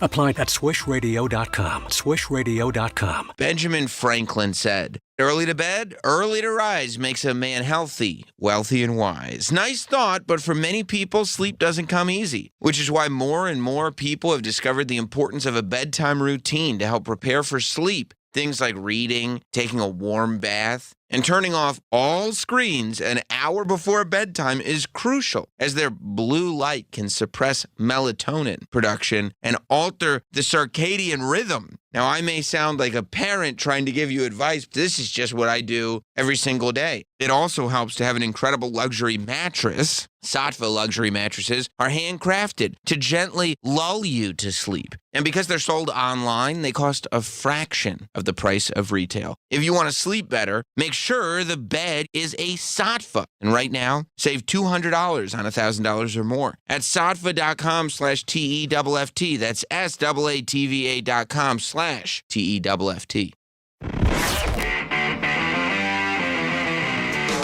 So long, son. Calm down. So hard. Iconic.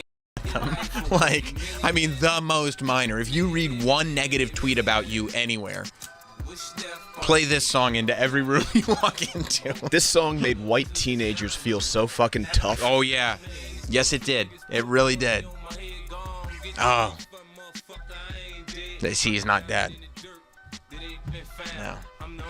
He got shot for real. Did you know? Welcome back. It's Jim Norton and Sam Roberts. And we're blessed to have Troy back. Jim isn't here today, but Troy is here, and we didn't know. You know, last time we heard from Troy, he was on the side of the road with a completely blown out tire. But you did make it to Florida that morning? It was treacherous, but I made it. Yeah, after we talked to you. Oh, yeah, I made it. Yeah, I mean, You had another, like, what? Hour and a half? 2 hours. 2 hours. I think I talked to you guys right next to Jacksonville. It was like about an hour and a half, maybe. Was the last part of the drive the toughest, or was it not bad? It was fine. It was literally right after I got the phone with you guys. Yeah. A car in front of me, tire completely blown out. Oh, my God. Same thing. Oh. And then we were down there, and it happened again to a truck. And I'm like, what the hell's going on? It's cursed. It's cursed. How did you feel when you got there? Relieved. Yeah, and exhausted. Exhausted. How'd you get yourself back on schedule? I took a little nap. Mm-hmm. Went and spent some time with some family, and then I just went home and just slept until the next morning. Yeah. I saw you went to Topgolf. I did. That same day? Yeah, the family went there. Damn. That's sick. I'm a terrible golfer, so I didn't do well. So. You didn't? No, I don't care. It's about having fun. It's about having That's fun. Right. That's right. Had a burger. That's right. Yeah. What kind of fool do you have to be to argue over golf scores, right? Yeah, it's crazy. But yeah, it was scary. Having the blown out tire on 95. Oh, because just being on the side of the road feels terrifying.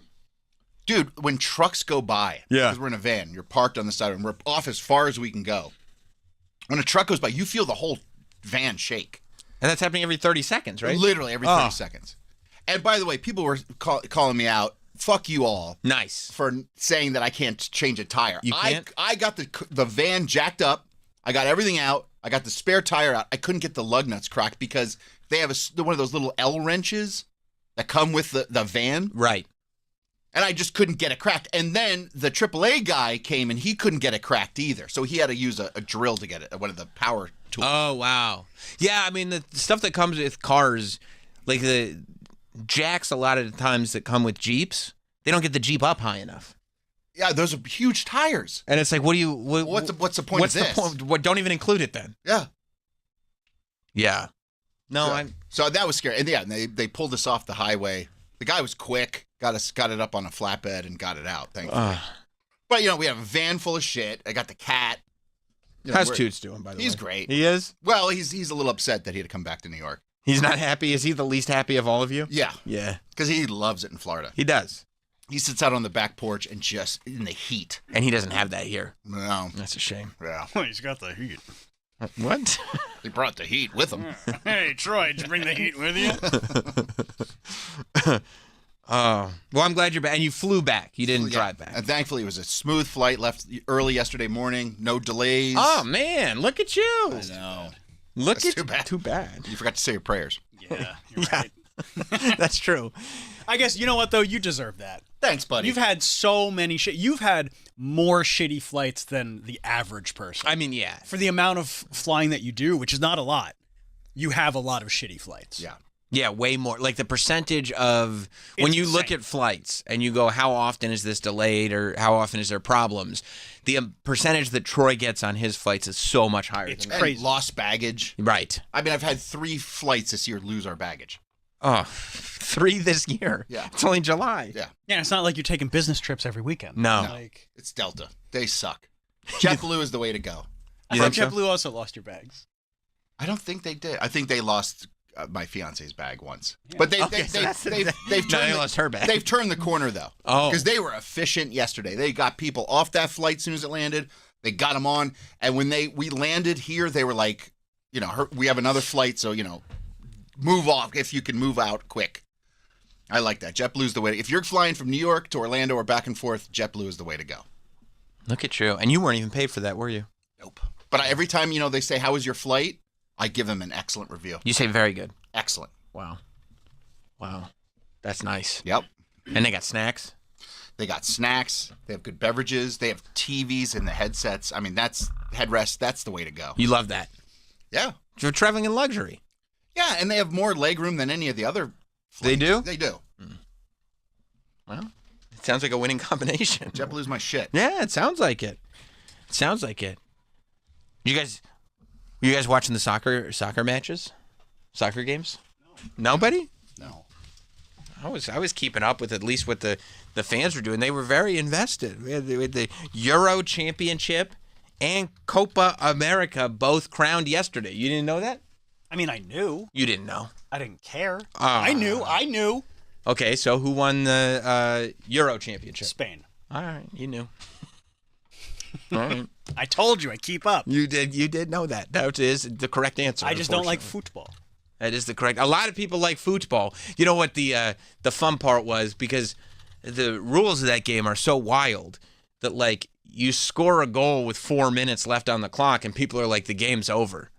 And it's like at 4 minutes, it feels like a very long time to just realize, yeah, there's no way it can happen. Because I think that's what Spain did. I think they got up 2-1 with like 4 minutes left. And if you look, there's like, there's always footage of those giant bars in the UK full of soccer fans, football Hooligans, fans. I think. Hooligans. And they're all going crazy. They're going nuts in there when their team scores. There was this shot of a giant UK bar full of fans watching Spain get that goal with 4 minutes left, and they were just silent. Like they were just staring. Like you'd never seen so many, dozens and dozens and dozens of people. And they weren't standing and jumping around. They were all just sitting there in disbelief, staring at the screen. See, that's the opposite what you're looking at. What's that, Spain? Yeah. Yeah. Barcelona? I guess. Yeah. Is that how you pronounce it? Mm-hmm. Okay. That's exactly how you pronounce it. And then Copa America, they did it in Miami. It was, who was it? Argentina and Colombia. Yeah. But they played the game at the Hard Rock Stadium in Miami, and they had to delay it. That was nuts. They went nuts in there. They went nuts. They had to delay it an hour and a half because, I think people underestimate in America still, for whatever reason, everybody knows that soccer is the most popular sport in the world. Yeah, but it sucks. Right, that's the problem. America can't get past that, I think. It's hard for us to understand why people would like something that sucks so badly. Right. Like, I just explained to you how popular it was, but then, Mike, I told you a goal was scored, making it 2-1 with 4 minutes left on the clock, and they said the game's over. This is the least entertaining shit I've ever seen. It's a cross-country match where sometimes they kick a ball. Right. No, that's fine. Mike's not wrong. No, he's not wrong, but also he's a smart guy. It's extremely popular. And so they open up this Hard Rock Stadium in Miami, and they go, yeah, Argentina, Colombia, come on over. We'll do Copa America here. And they were not equipped for a championship football game. Not even a little bit. There were like massive amounts of riots. There's a video that I saw. We're watching video now of people just trying to shove into the door.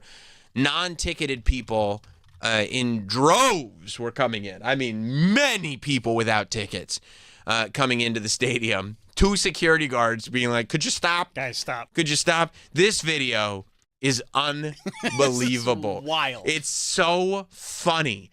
There is, again, probably a dozen people that found where there are like water coolers or something being stored.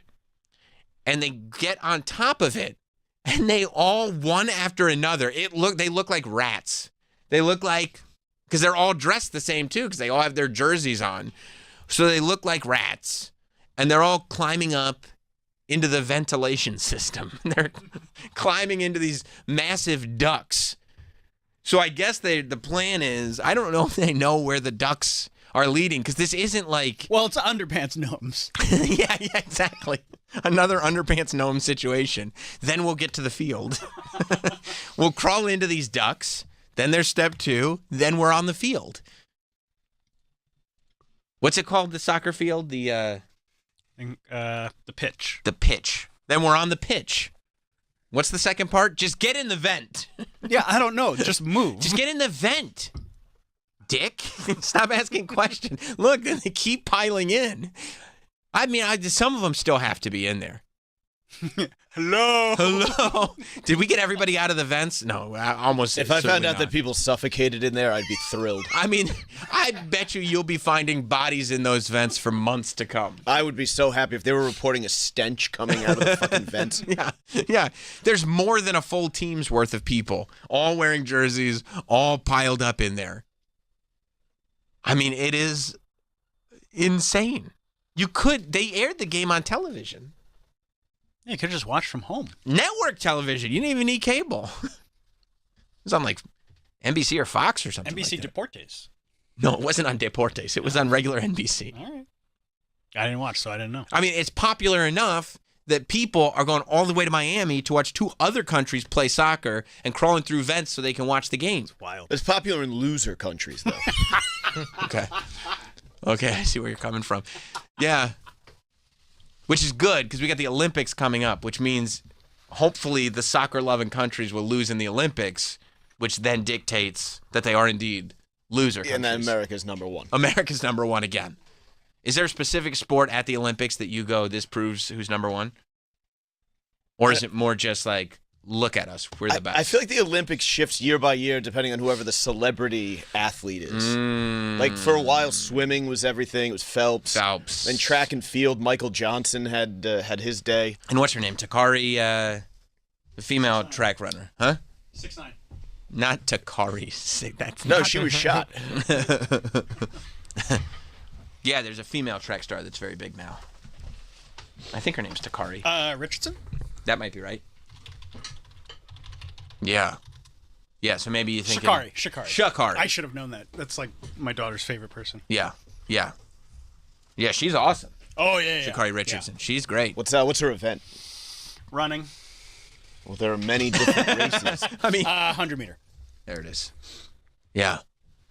But are people crawling up into the vents to see her? Unhinged, that's how they're described? Unhinged soccer fans in Miami, Florida are now breaking in to the Argentina-Colombia game through vents at Hard Rock Stadium. Just cancel the event, not safe.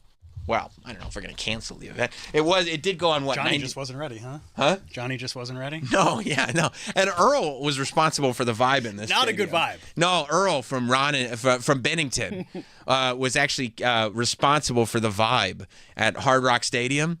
And because what he thought was if he puts on Seven Nation Army. Every time someone walks into an event? That's right. Everybody will the vibe will be right. And he was drastically wrong, unfortunately. So I don't know if they just like hit the vents with a broomstick until everybody shook out of there, or if they went into a dark room and turned the lights on, or I don't exactly know how they got everybody out of these vents. Wild. There's a lot of them. But the game did start 90 minutes late. And then it had a heroic ending. Did it? You guys didn't hear about this? Who won? Colombia? No. No, they did not. Argentina? I believe Argentina won. I don't know. Yeah. I was sleeping. Yeah.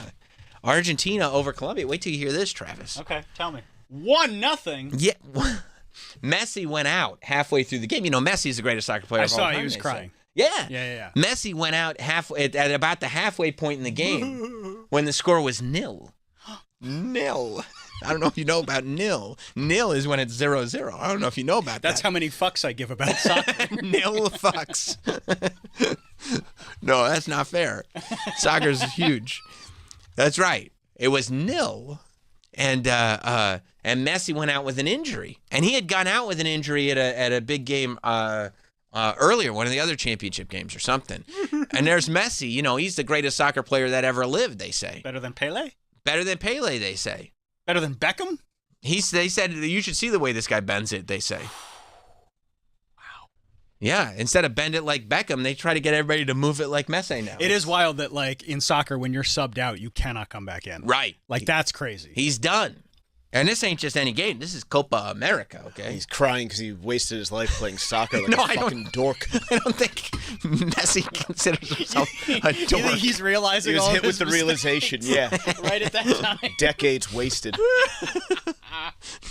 No, I think you're misreading this, Mike. See, his teammate is comforting him. Look at all the cups. Eat a fucking orange slice. Okay. You're saying at the end of soccer games, win or lose, everybody gets an orange slice. Halftime, too, Okay. I believe. Okay. It's like Little League snacks. He got to watch his team score the single goal that they needed to win the game. Okay? Cool. Okay, I was expecting a much bigger emotional response. David, go ahead. No, all right. You did not have anything to say. No. Okay.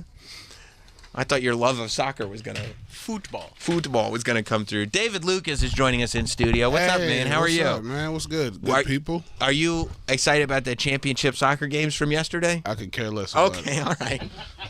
You keep hearing this is the biggest sport there is, and people are crawling in the ducks to try to get into the game, but I for the life of me, can't find anybody that could give a shit. I'm not from Colombia or Argentina. Right? You know they did it in Miami. Yeah. What that mean? Nothing. That's like telling me they got vegan food there. I don't give a damn. It's not gonna make me go there. I love Miami. That's where I'm from originally. So. Oh, really? Yeah. I mean, Cubans, we don't got no soccer team. My daddy is Cuban, so maybe if the Cubans had a soccer team, I'd give a damn. Right. But as of now, it's baseball. Yeah. Okay. So you weren't raised with soccer at all? No. Most people weren't. That's from somewhere else, bro. Yeah. Right. Yeah. You were a baseball fan growing up. Yeah. Good old baseball, man. The Marlins, Tampa Bay, Devil Rays, Atlanta Braves, even New York. You got a lot of teams. Well, I mean, like, I used to have favorite players, and they all played for those. I've never, like, even with, like, NFL, I don't have a favorite team, but I like certain players. And you'll follow them around? Yeah. Y'all had, what was that pitcher? Andy something. Pettit. Andy Pettit? There we go. Andy Pettit. Yeah. Y'all had a stud lineup here in New York. Y'all had in like the mid to late 90s? No, 2000s. I'm kind of young. So going into the 2000s? Yeah. No, like in it like 04, 05. Right. Yeah. I think that was the end of the Yankees. Hasn't it been like 15 or more years since they've actually been to a championship game? Probably. That's when I graduated high school, 15 years. Yeah, that sounds about. Did y'all have David Wells at one time? Yeah, y'all had Big David Wells. Yeah.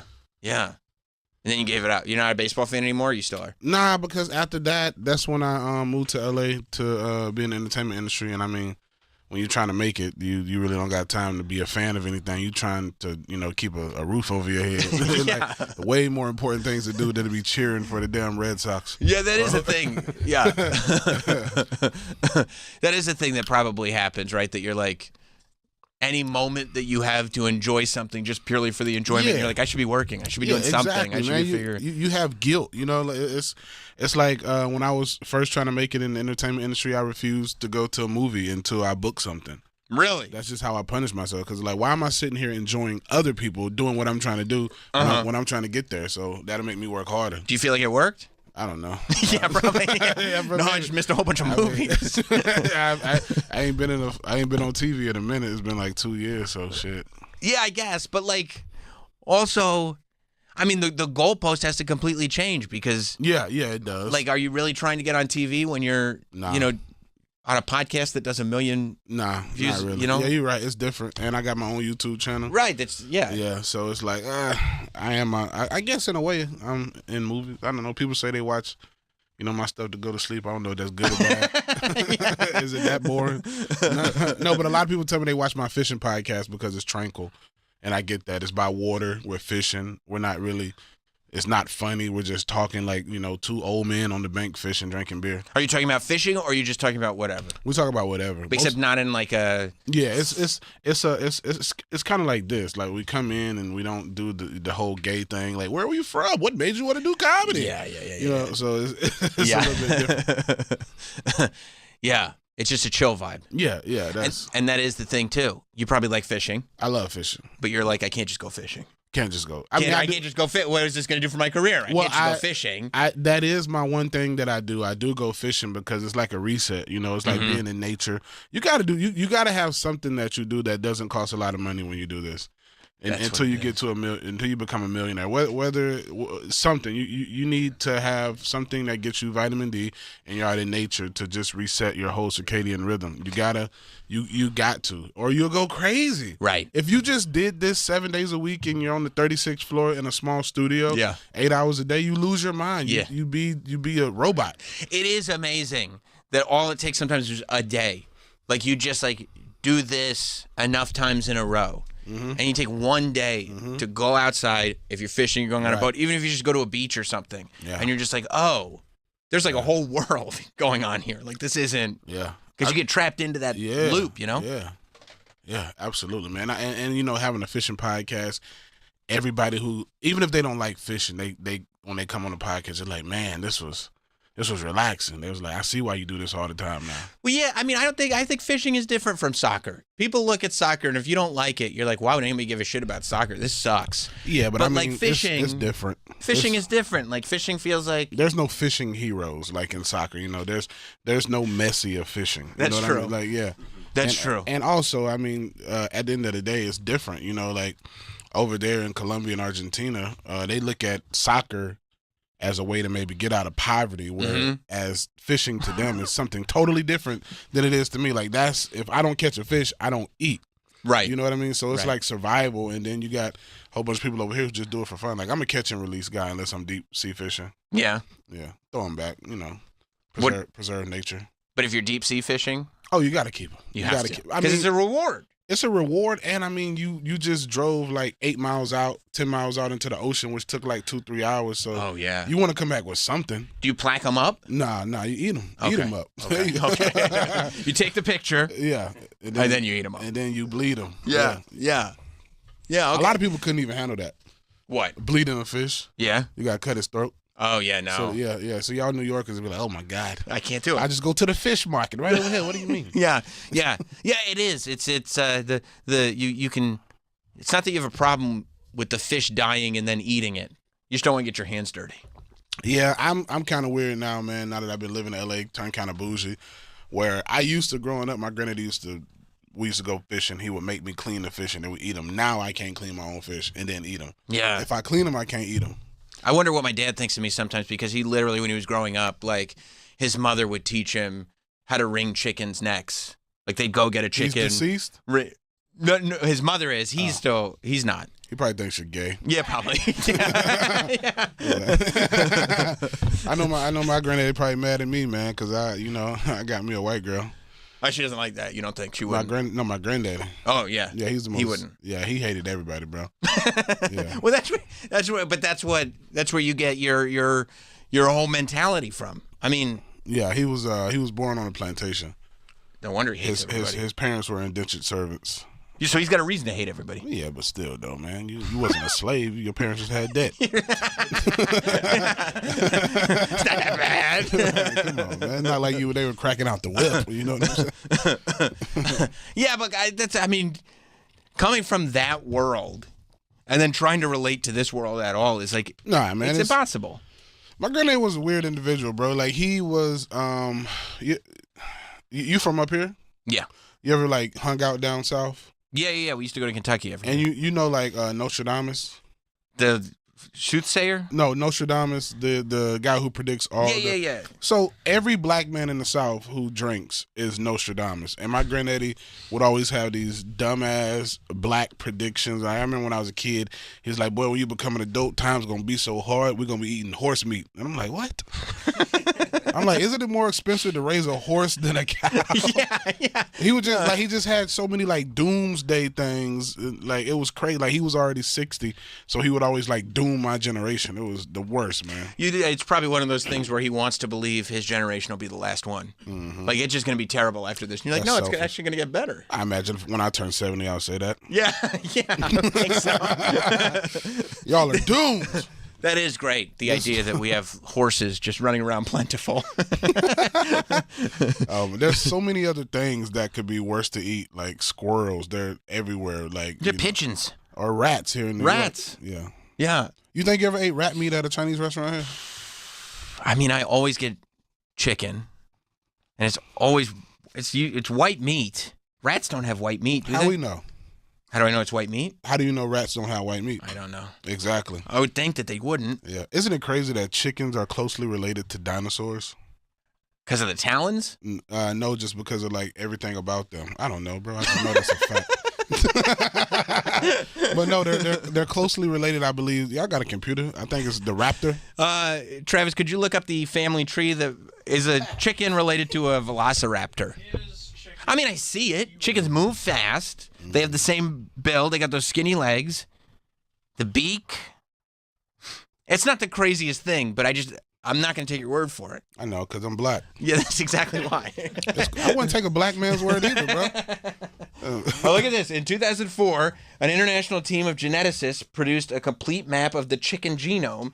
They determined that the chicken was the first domesticated animal, the first bird, and consequently the first descendant of dinosaurs. See, now you got to listen to black people. That's true. Racism has been cured. Yeah.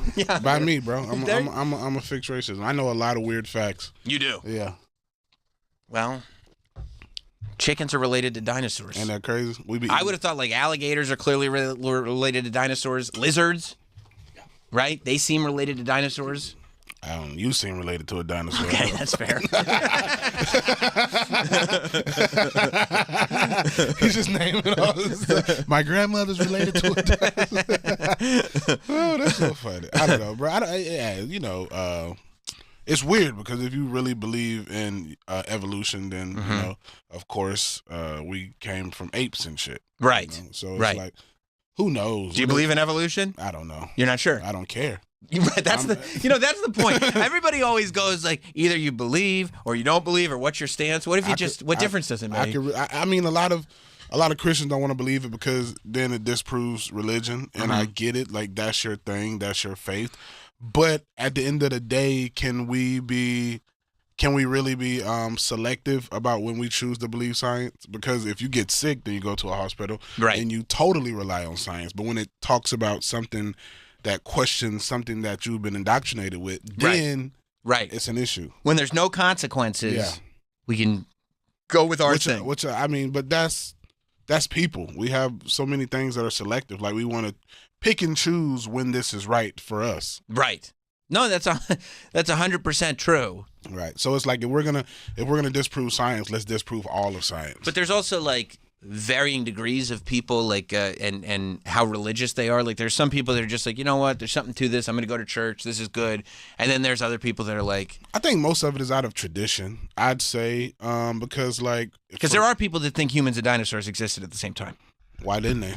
I mean, who are we, bro? Like, Stephen Hawking was in a wheelchair, and we were believing everything he said. So you think that he's not as trustworthy because he didn't have mobility? You didn't trust me. Would you trust a motherfucker willing himself in here? No, I would not. To tell you about life? I'm going to be 100% honest with you. I would not. Exactly. I'd have Travis Googling everything he said. Everything he typed out. I'd be like, no, Travis, you type it out. Right. Let's see if we can find it on and then Snopes. This will be a 3-hour podcast when he got to put it into his iPad to speak. And we get nothing done. Yeah. We get nothing done. Isn't it crazy that Stephen Hawking was on Epstein's Island? That's wild. Yeah. I mean, that's the one name that never came up. I'll tell you who was definitely not there. No, he was. Bro, it was... When I heard that, and I'm not a big conspiracy theorist, even though I do hang around Alex Jones, it was to me, it was like, all right, here we go. It's like, they're going to release names, but then we get the bullshit names. You know what I'm saying? Okay. Like Stephen Hawkins or somebody else who might have an issue. It's like, come on, bro. What's the real names? Yeah. That's what I was like, they're playing with our psyche. Right. At this point, they're playing with us. Right. Those names are like, look at the left hand. Look at the left hand. Slide ahead. Yeah. No, I get you. I think, but I think it is also valuable information that Stephen Hawking was on Epstein's Island. Why? Because, I mean, everybody has that. I mean, they made a movie about that guy. They didn't mention anything about Epstein's Island. Forrest Gump? I don't think was that Forrest. Stephen Hawking's movie? No, I think Forrest Gump. He had magic legs, but he did have mobility. No, you know that Theory of Everything movie. I didn't see it. I mean, I didn't see it, but I know you didn't talk about Epstein's Island in it. What's that other guy who they say got an Epstein's Island? David Copperfield. He has a magical Epstein's Island. Yeah. Wow. Yeah. Wow. And he's not even nearly as powerful as Epstein. He's just a great magician. Well, he is more powerful than Epstein because he has magical powers. He fooled you New York people into thinking he made the Statue of Liberty disappear. Isn't that crazy? That's true. We thought it's gone. People sat here believing. It's gone. What did you do with the statue? The big green statue is gone. Yeah. Yeah, no, he has like his own little private. Yeah, I'm gonna get me one too. You are. That's the goal. Absolutely, bro. That's the goal. I think I want all legal though. I think I want some Sri Lankan women. Okay. And, probably like some Russians. So it's just like a variety of legal women. Yeah, you ain't got to work. You know, you don't have to work, but I give you a little hut, and we're gonna be on the water. Okay. And you do have to do everything to survive. So you got to cook. Okay. Clean, catch on food. But and you're like in like more the king position. I just want it. Right. I don't even gotta lay with them or have sex with them. I just want it, and you know. You just want to be served. Start my own lineage of people, like my own ethnicity. Oh. Yeah. Yeah, your own. What would you call the ethnicity? Oh, that's a good question. Right, because like something with the N-word in it. Okay, that would probably be the right move. Yeah. Because then people get weird about saying it, but they'd have to say it. They have to say it. Yeah. I have right. To do that. Something probably like. Because like you can't do David. Because the branch Davidians were already David Koresh. That's the Davidian. You can't do David. But Rushniks. Wow. Rushniks. And because it'd be funny to watch people like say Rush and then mumble. The Rush. You know the Russians. Rushniks. Nig Rush. Niggalonkin. Niggalunkins. It's a whole bunch of roasters that are fucking racially ambiguous. Does it? I mean, I was thinking about this yesterday. I feel like roast comedy, which is what you have become synonymous with, feels to me like the most exhausting brand of comedy. Because like, you probably get tested a lot. Yeah. Which means you always have to be on. You always have to be observing. You always have to be coming. You don't know if I'm going to... Yes, so like with my show, dude, because a lot of people don't know, I do have plenty of material. That's great, and for the most part, you can tell when a crowd's going to be rowdy within the first 5 minutes. So I'll know how to go about my set. But I do my regular set for the first 45, and then after that, I bring people on stage to roast them. And I think now is kind of, we're releasing a lot of videos, so people kind of know that's the format, and they know that's their chance. But you still have hecklers. Like when I was in Florida 2 weeks ago, I had a gay conservative guy. It was the weirdest thing. Yeah, he's big on social media, but he was there, and him and his boyfriend / girl. I don't know. That gay stuff. I don't know how to call it, but his spouse. I just say that his spouse, partner, his partner got kicked out, and then I brought him back in.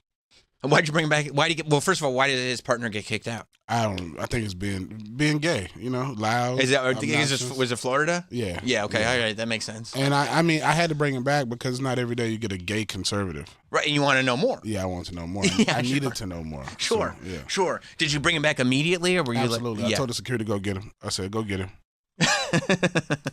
I had to, bro. Like, you can't miss the opportunity to talk to a gay conservative guy. Do you feel like you learned anything from him? No. No. No, because he wasn't. Because he was one of those people that was like, oh, I knew I was gay when I was young, and it's like, I don't believe that.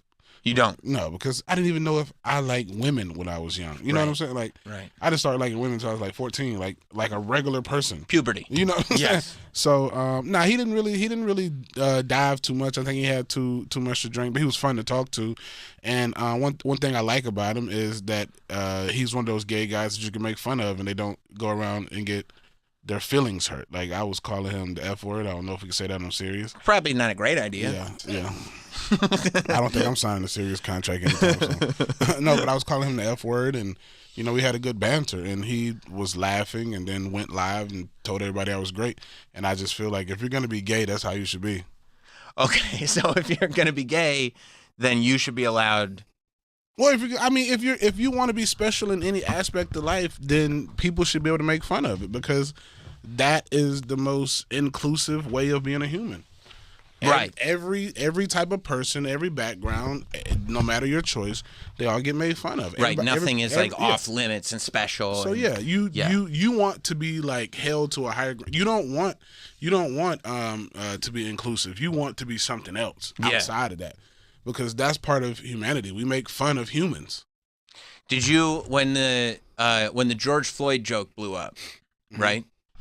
Did it change the way you do things at all? Because now you know, like, oh, like some of the stuff I'm saying at a show could end up being a thing that is bigger than the other stuff I'm doing. Meaning, like, a lot of people first heard of you because you did a George Floyd joke that had people walking out.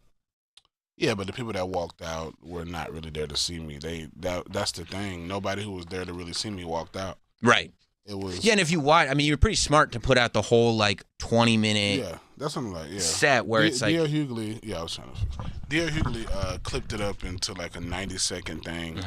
And then, and then it's like, okay, come on. You can't see that this is humor or that this is whatever, because it's like, I went from I would have shot George Floyd to Kyle Rittenhouse, my best friend, to I'm performing for the Klan next week for 30,000. Like, come on. Like, I'm obviously we're escalating. Yeah, I'm obviously sinking the boat on purpose, faster, so I can get off stage. I think I can make this hole bigger. Right. We can get more water in. Exactly. I think. So it's like when and the crazy part about D.L. Hughley, bro, he detached himself away from me.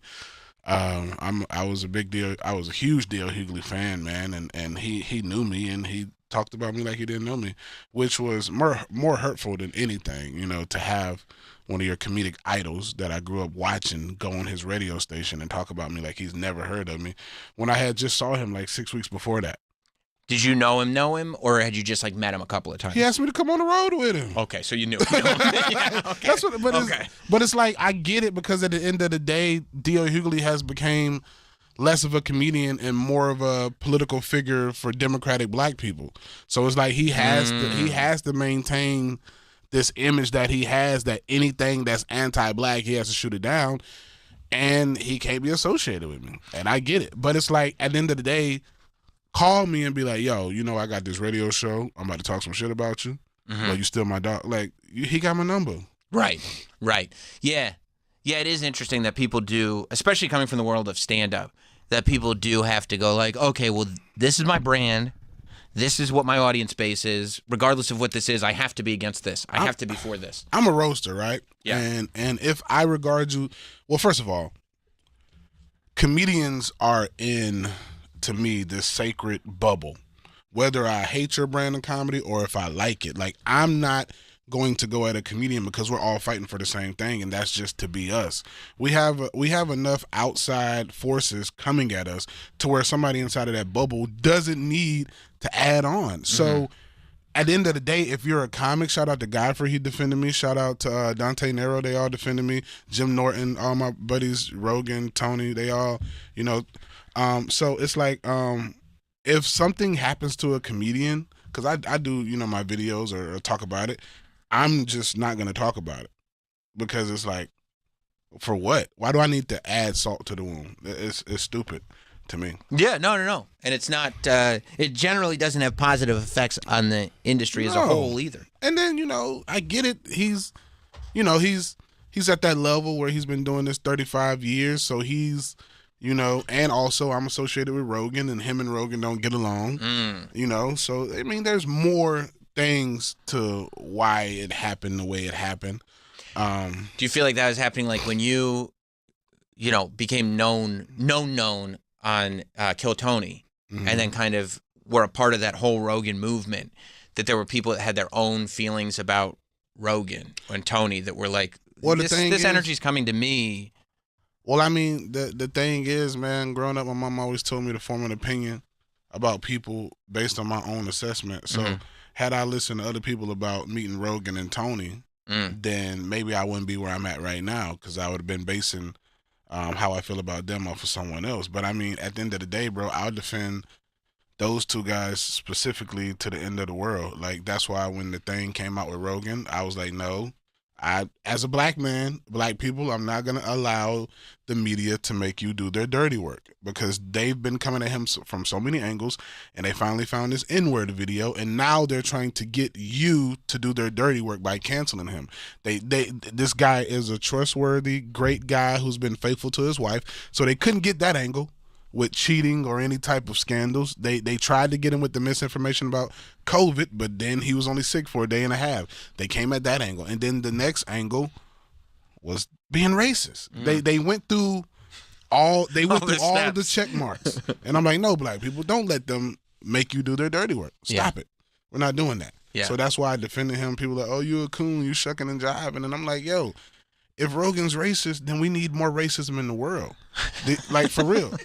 If that's what racist is, the amount of the amount of money that man has paid me to do comedy has been life changing. Yeah. You know what I'm saying? Yeah. Same thing with Tony. So if that's racism, I love it.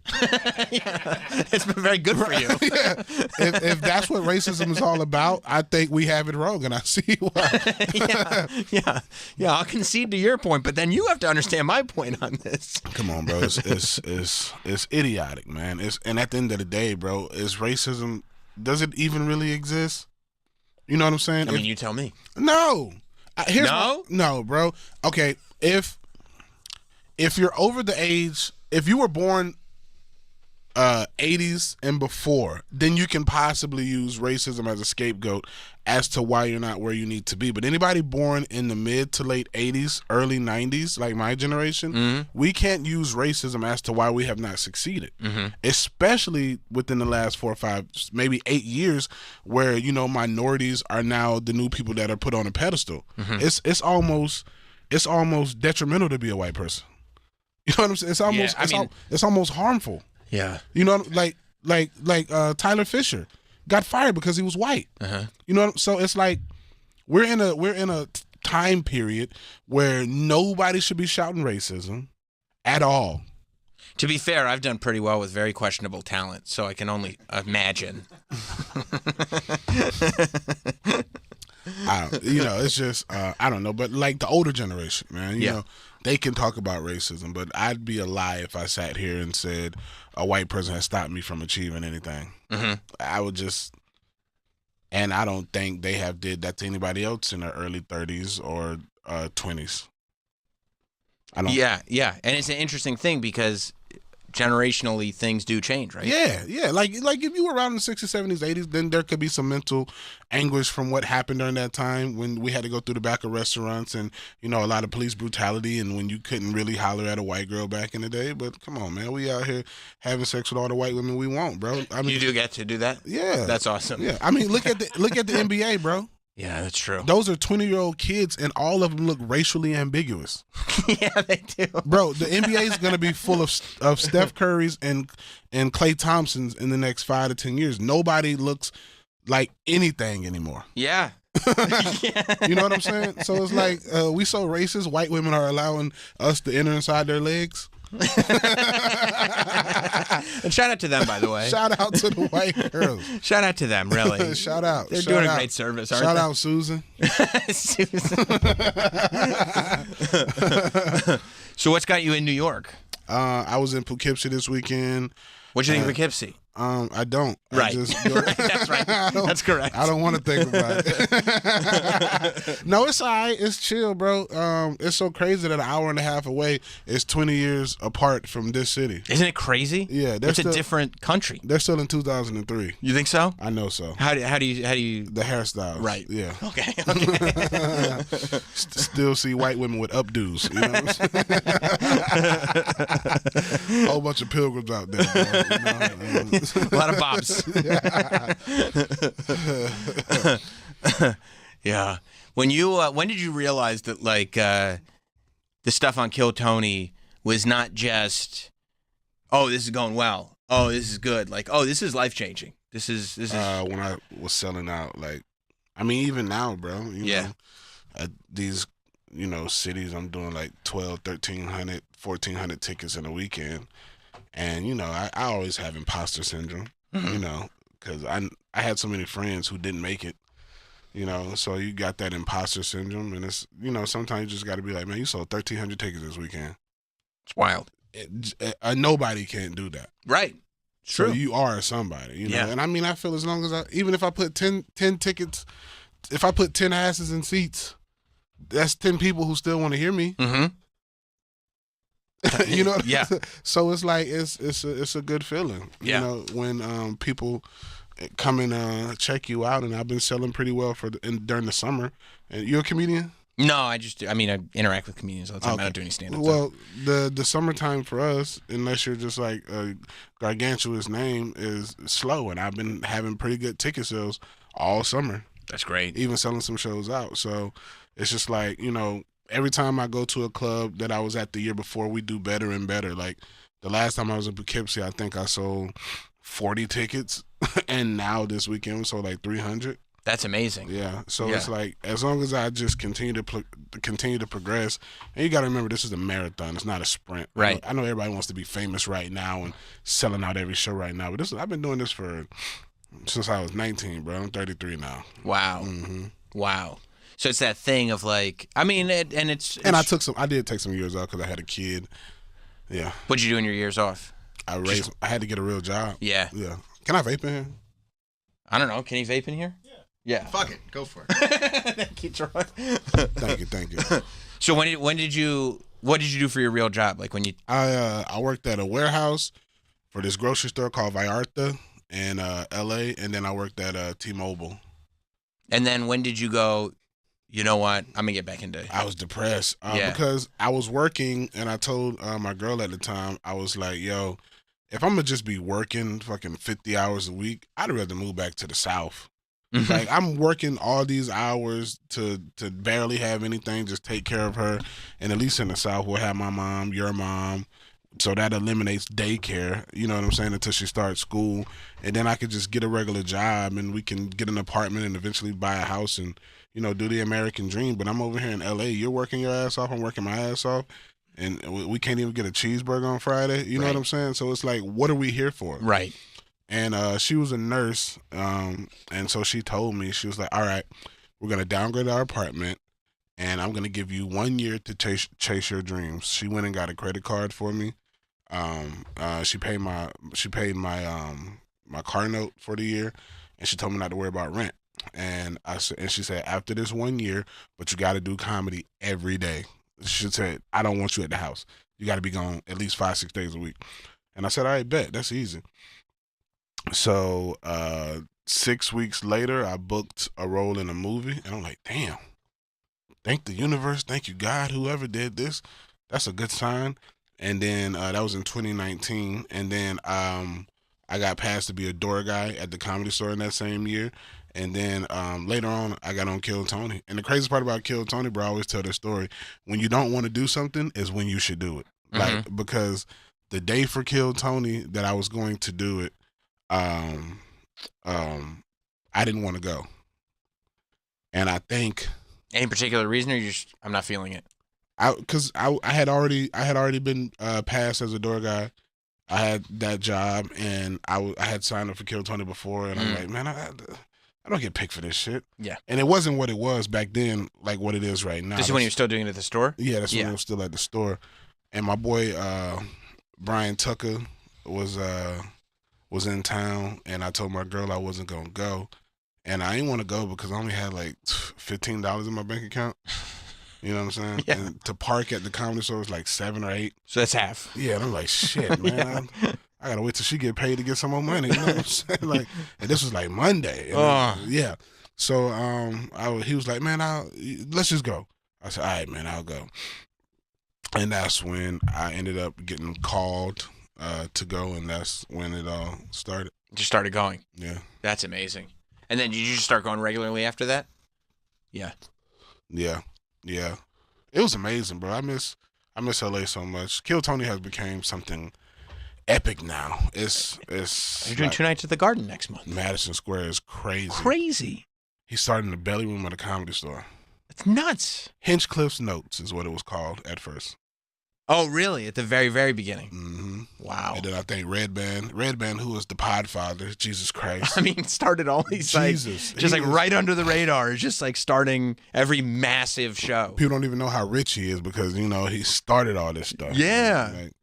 Go look at old JRE episodes. You see young Red Band, him and Tony, built Kill Tony to what it is now, massive, man. Yeah. Red Band balling, bro.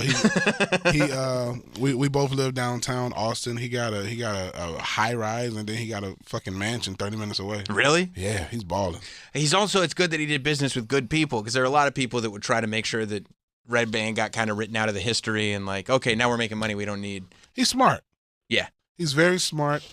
And like you said, bro, your circle is going to determine, like when the whole George Floyd thing happened, Tony called me, he's like, where are you?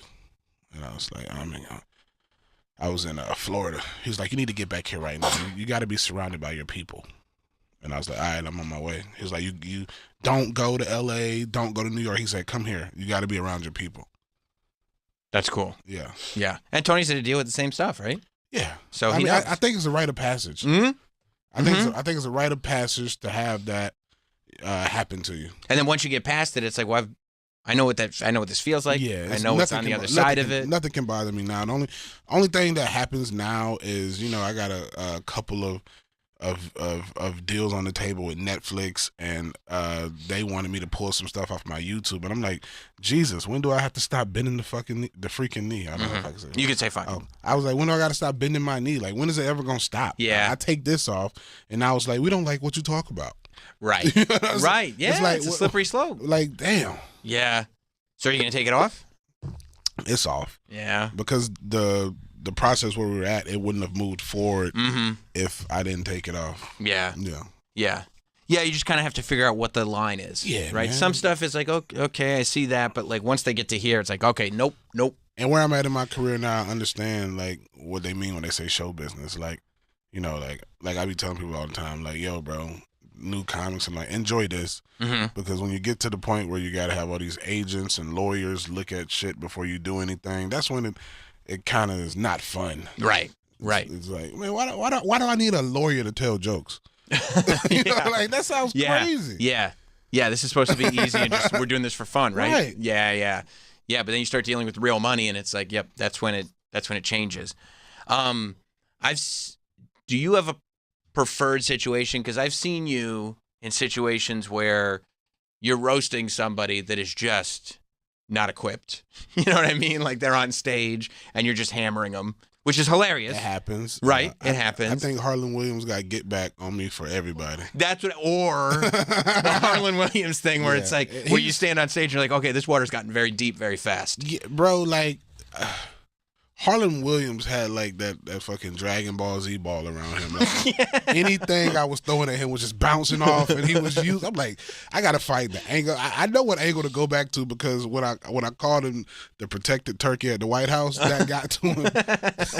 So I gotta go back with you gotta find his you gotta I have to build off that. Yeah, you gotta find the little chink in the armor. You gotta find like, okay, every person has that thing that you can hit that's gonna stumble them. And I gotta just go back to that. Do you want to go back to Harlan, or do you want to feel like, okay, you won that one? If it happens naturally, but I'm not gonna force it. Right. But I mean, I ain't gonna turn down no roast ever because it's a roast. You know what I'm saying? Like, yeah. Were you surprised when Harlan became the one that was like, oh, I can't penetrate this bubble? No, because when I roasted him the first time, I saw how he is. He's just one of those people like, you ever seen a fight and people are getting punched and they're like, hit me harder. Yeah. That's all you got? Yeah. He's like that. It's like that. It was like, damn, bro. It was like, damn. Yeah. As hard as I can hit. I don't think I can hit me harder. I gotta kick you in the nuts.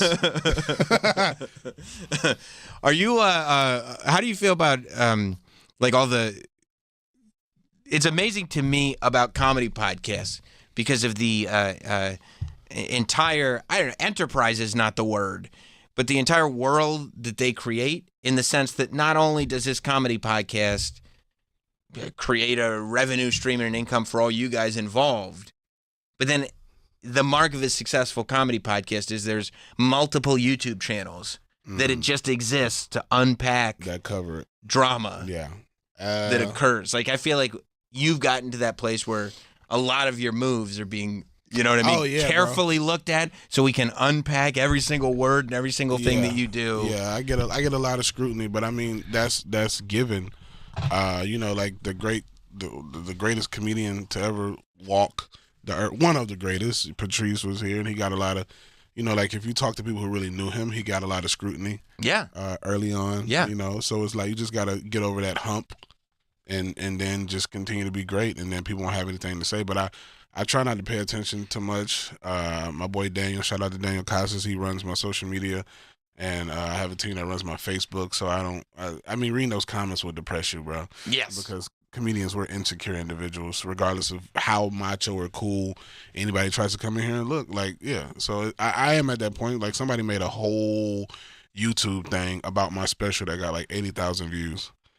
I'm like, damn, y'all picking my special apart like that? I mean, in a way, it's flattering, right? That there's 80,000 people that care that I'm terrible, right? According to them, that are that interested in you being horrible. It's like, okay, I mean, I'm making an impact. I mean, but like my special is like the stuff I talk about. Like in my special, I think my first joke is a domestic violence joke. My first joke is a domestic violence joke. Mm-hmm.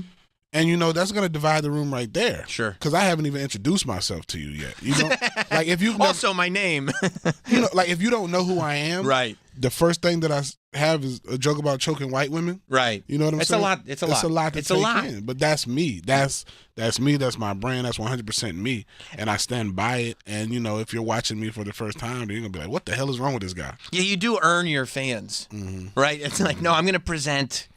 I mean, Patrice said it best, man. If you're doing comedy right, and you're hitting everything that you should hit, and you're not doing this, what I like to call the new age of podcast comedy.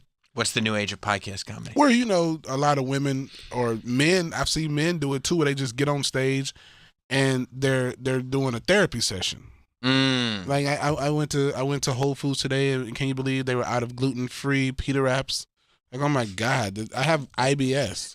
Like, what are you saying? Yeah, like, where's the punch? Yes. What's there to make me think? Yeah. Like you're not making my wheels turn. Yeah. You're not making me do anything. So it's like I followed a person like that at the stand last night. This girl was just up there trying to LGBTQ comedy. She had to tell us that she was gay 20 times in 12 minutes. She told us she was gay. That's and like once every 30 seconds. And she's like, oh, well, I did give head. I lost my virginity to a guy who was in the Marines. That was tough. Like, it's like, what are we doing?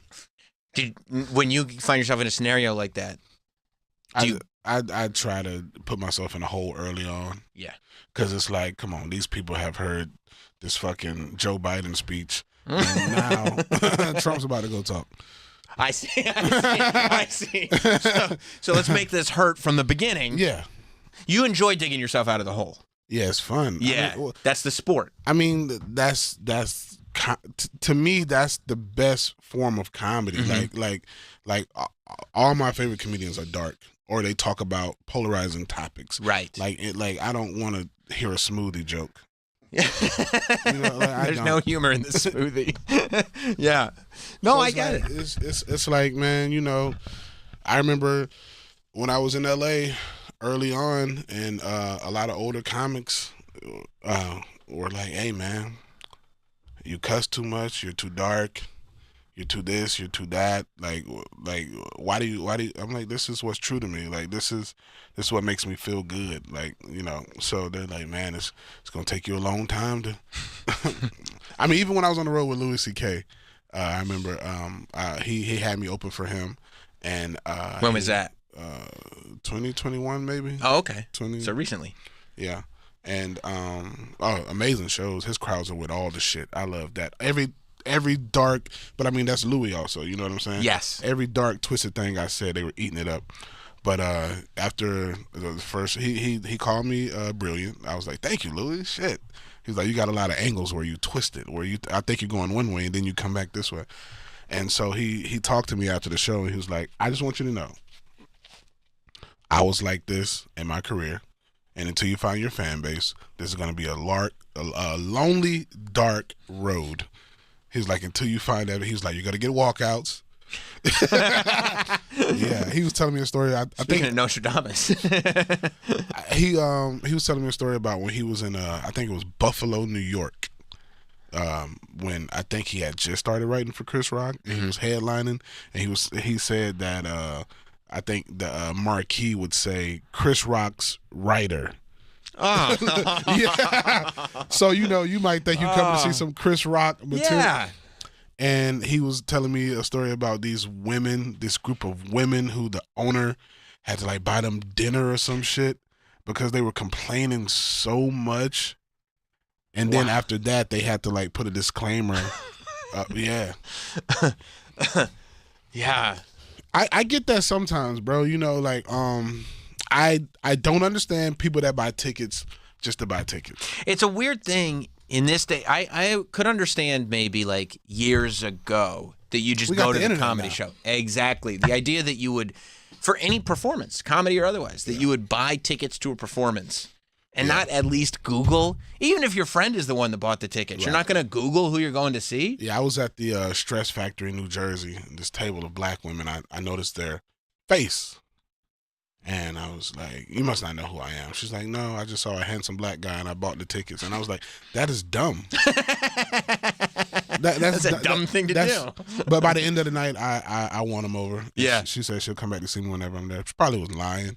But who cares? But still, she left happy enough. And I made a mark in your brain. Right. Right. Yeah, that has to be a good feeling. Winning somebody over, but like I would imagine part of the game of it all is getting people to laugh at a thing that they wouldn't think that they would want to laugh at. Dude, yeah. My new closer that I'm going to put on my next special is people, you see people like,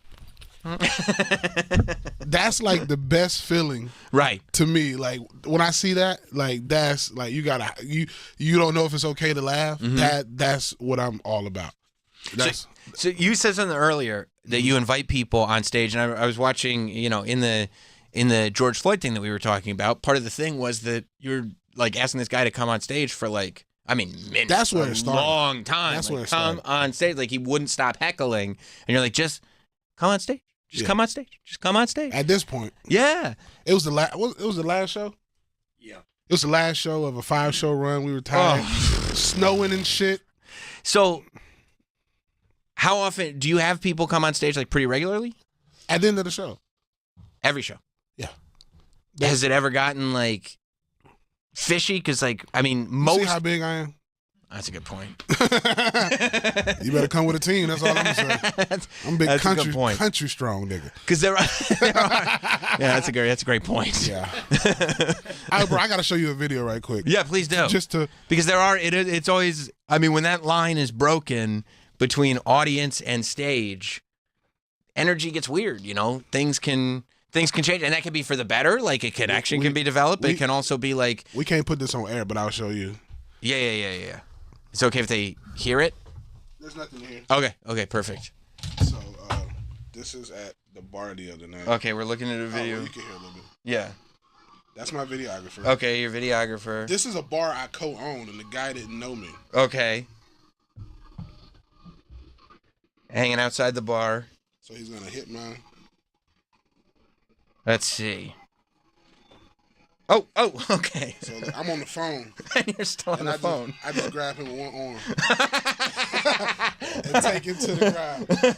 And you never interrupt your call. Never interrupt my call. We're looking at, yes, as it turns out, David Lucas can handle himself. Yeah. And that was just one arm. With one arm, still on the phone. Yeah. Just drag it down. Do you have any, training or anything like that, or you're just a strong dude? I was a state qualifier for wrestling in high school. That's dangerous. Yeah. That's the one people don't see coming. And I'm 5'11". Right. You know what I'm saying? So I got a low center of gravity. So if you've never grappled, you're not going to get the best of me. Right. I know how to switch levels. Yeah. Right. Wow. Bro, everybody's surprised by my speed. He saw me backpedal. Everybody's surprised. Bro, I played college football. People are surprised. So you wrestled in high school and then you played football in college? Yeah. I didn't play football in college because excuse me. I didn't wrestle in college because you don't really ever get a break from football in college. Oh, so I didn't have time to wrestle. Right. I would have wrestled in college, but football paid for me to go to college for free. Sure. So it's and the wrestling is tough because there's football. There are at least paths you can take after college theoretically, but wrestling is tough to make a career. Well, UFC nowadays, all these fighting things. Have some charisma, then you can go to the WWE. That's true. Yeah. That's true. Did you ever think about being an athlete of any, football, wrestling, anything like that? I'm glad that shit didn't work out, bro. I still got neck pain and back pain to this day, bro. From then? Yeah. Yeah. From 13 years ago, 14 years ago, however. That's what everybody says, that, you perform at a level, And even, into pro, like while you're performing, everything's fine. Your body just does something where it's used to it. But the minute you stop is when everything, like you haven't missed any of it. Everything catches up to you all at once. Bro, I think about all the stupid stuff I used to do, like squat 605. Really? Why does a human need to do that? It doesn't. There's no reason. You know what I'm saying? Like, bro, I was putting just because it's more. I was putting 605 on my back. Right. Like that's like Why? now that I look at it, it's like dumb. Right. It does hit a certain weight where it's I still get sports massages to this day because like my shit will just lock up. Chiropractor. Yeah. That is true. Like where in life, other than in the gym, will you ever need to have 600 pounds on your back? There's no scenario. It's not even about that anymore, bro. Yeah. Because I mean, if you look at linemen. Nowadays, like when I was playing football, you had to be short, stocky, and wide. But like Aaron Donald, what was he, 240? You wouldn't have ever heard of a lineman in the early 2000s being 240. Yeah. But now it's all about speed and agility. Yeah. And you got guys that are 360 running 4.740s, which is scary. It's nuts. It's nuts. That's why it's good to be a comedian. Yeah. You don't need to worry about any of that stuff. Bro, if I could go back and redo life, I would have dropped out of high school at 16, got my GED, got a fucking plumbing trade or some shit, or learn how to weld and move to LA. And just do comedy and welding. Yeah, with a skill. Yeah. That is, I mean, I think I feel like that's one of those things that people forget. That's the trick is like, if you're going to follow your dream, also figure out how you're going to pay the bills while you're following the dream. Because you hear every story is like, like you said. I was never a struggling actor. You had to quit. Or struggling, whatever it is. Because you had to pay the bills. And nowadays it's so easy, man. Because when I moved to LA in 2010, bro, it was you had to have a job. There was no Uber. Right. Yeah, you had to have a job. Like nowadays, if you're out here struggling, it's because you're lazy. Right. Yeah. There's too many Uber Eats, Postmates. You can even like drive your own car to deliver Amazon packages. You know what I'm saying? So it's like there's so many ways to get it now, and I don't think the new generation of talent that's coming up understand. Like you also need money to be in those situations. Like if you're around, just say if you're around like me or Tony or Bill Burr, or Dave Chappelle, and he's like, let's go over here to this restaurant, and you have to decline because you don't have money because you don't know if he's gonna pay. Right. So you're going to decline that interaction because you don't have money? And then it costs you a lot more than the dinner. Right. Yeah. Yeah, that's why, I mean, yeah, I think... when you look like you don't need is when you get everything. Right. That's a good point. Yeah. Yeah, and I also think, there's a thing, too, that even if you were to get lucky and make it right away, you're not holding on to it. No. You're not keeping it. Nah, it's a marathon, bro. Right. You see it. Like, what do they call it when somebody blows up on social media? The Fool Me Once tour. Yeah. That's exactly right. And honestly, like, stand-up ends up being a big part of it because you see people going like, okay, well, how do I make as much money doing this as possible? I'll just start doing stand-up comedy. I'll just start doing these tours. Right. And, like, when you get on stage in front of an audience is when people get exposed. It's like, you don't have anything to say, dude. Yeah. You know what I mean? You don't have an act. Yeah. That's why these social media comedians travel with 3-4 comedians. Right. Somebody has to bring the comedy. Right. Right. You can put my name, you can put my face on the poster, and then you guys do the comedy, and that's the show. Yeah. Well, David, it's been good getting to meet you, man. Thank you, buddy. Uncancelable is on the David Lucas YouTube channel, which gets updated constantly. I mean, you have a constant flow of content. Yeah, and if you're easily offended, do not watch it. I can't imagine they're listening to this show if they're like, Jim Norton's on this podcast. Easily offended. Yeah. Thursday through Saturday, by the way, David's going to be at the Comedy Zone in Jacksonville, Florida. Then off to Fort Lauderdale, Charleston, West Virginia with Hans Kim. Springfield, Missouri, San Diego at the end of August. Go to davidlucascomedy.com. And I'm on the Killers of Kill Tony tour. And you're on the Killers of Kill Tony tour. Yeah, that starts in September. That's great. Well, yeah, whenever you're in town, pop by. Oh, yeah. I'll come back next month when I'm here doing MSG. That's right. Yeah. Doesn't that feel good to say? I guess. My name ain't on the market. I'm proud of my big brother Tony, man. That's like, to just even get considered for MSG is crazy. It's wild. Yeah. It's a wild thing, man. Well, congratulations on everything. Thank you, buddy. We'll talk to you soon. Thank you, everybody.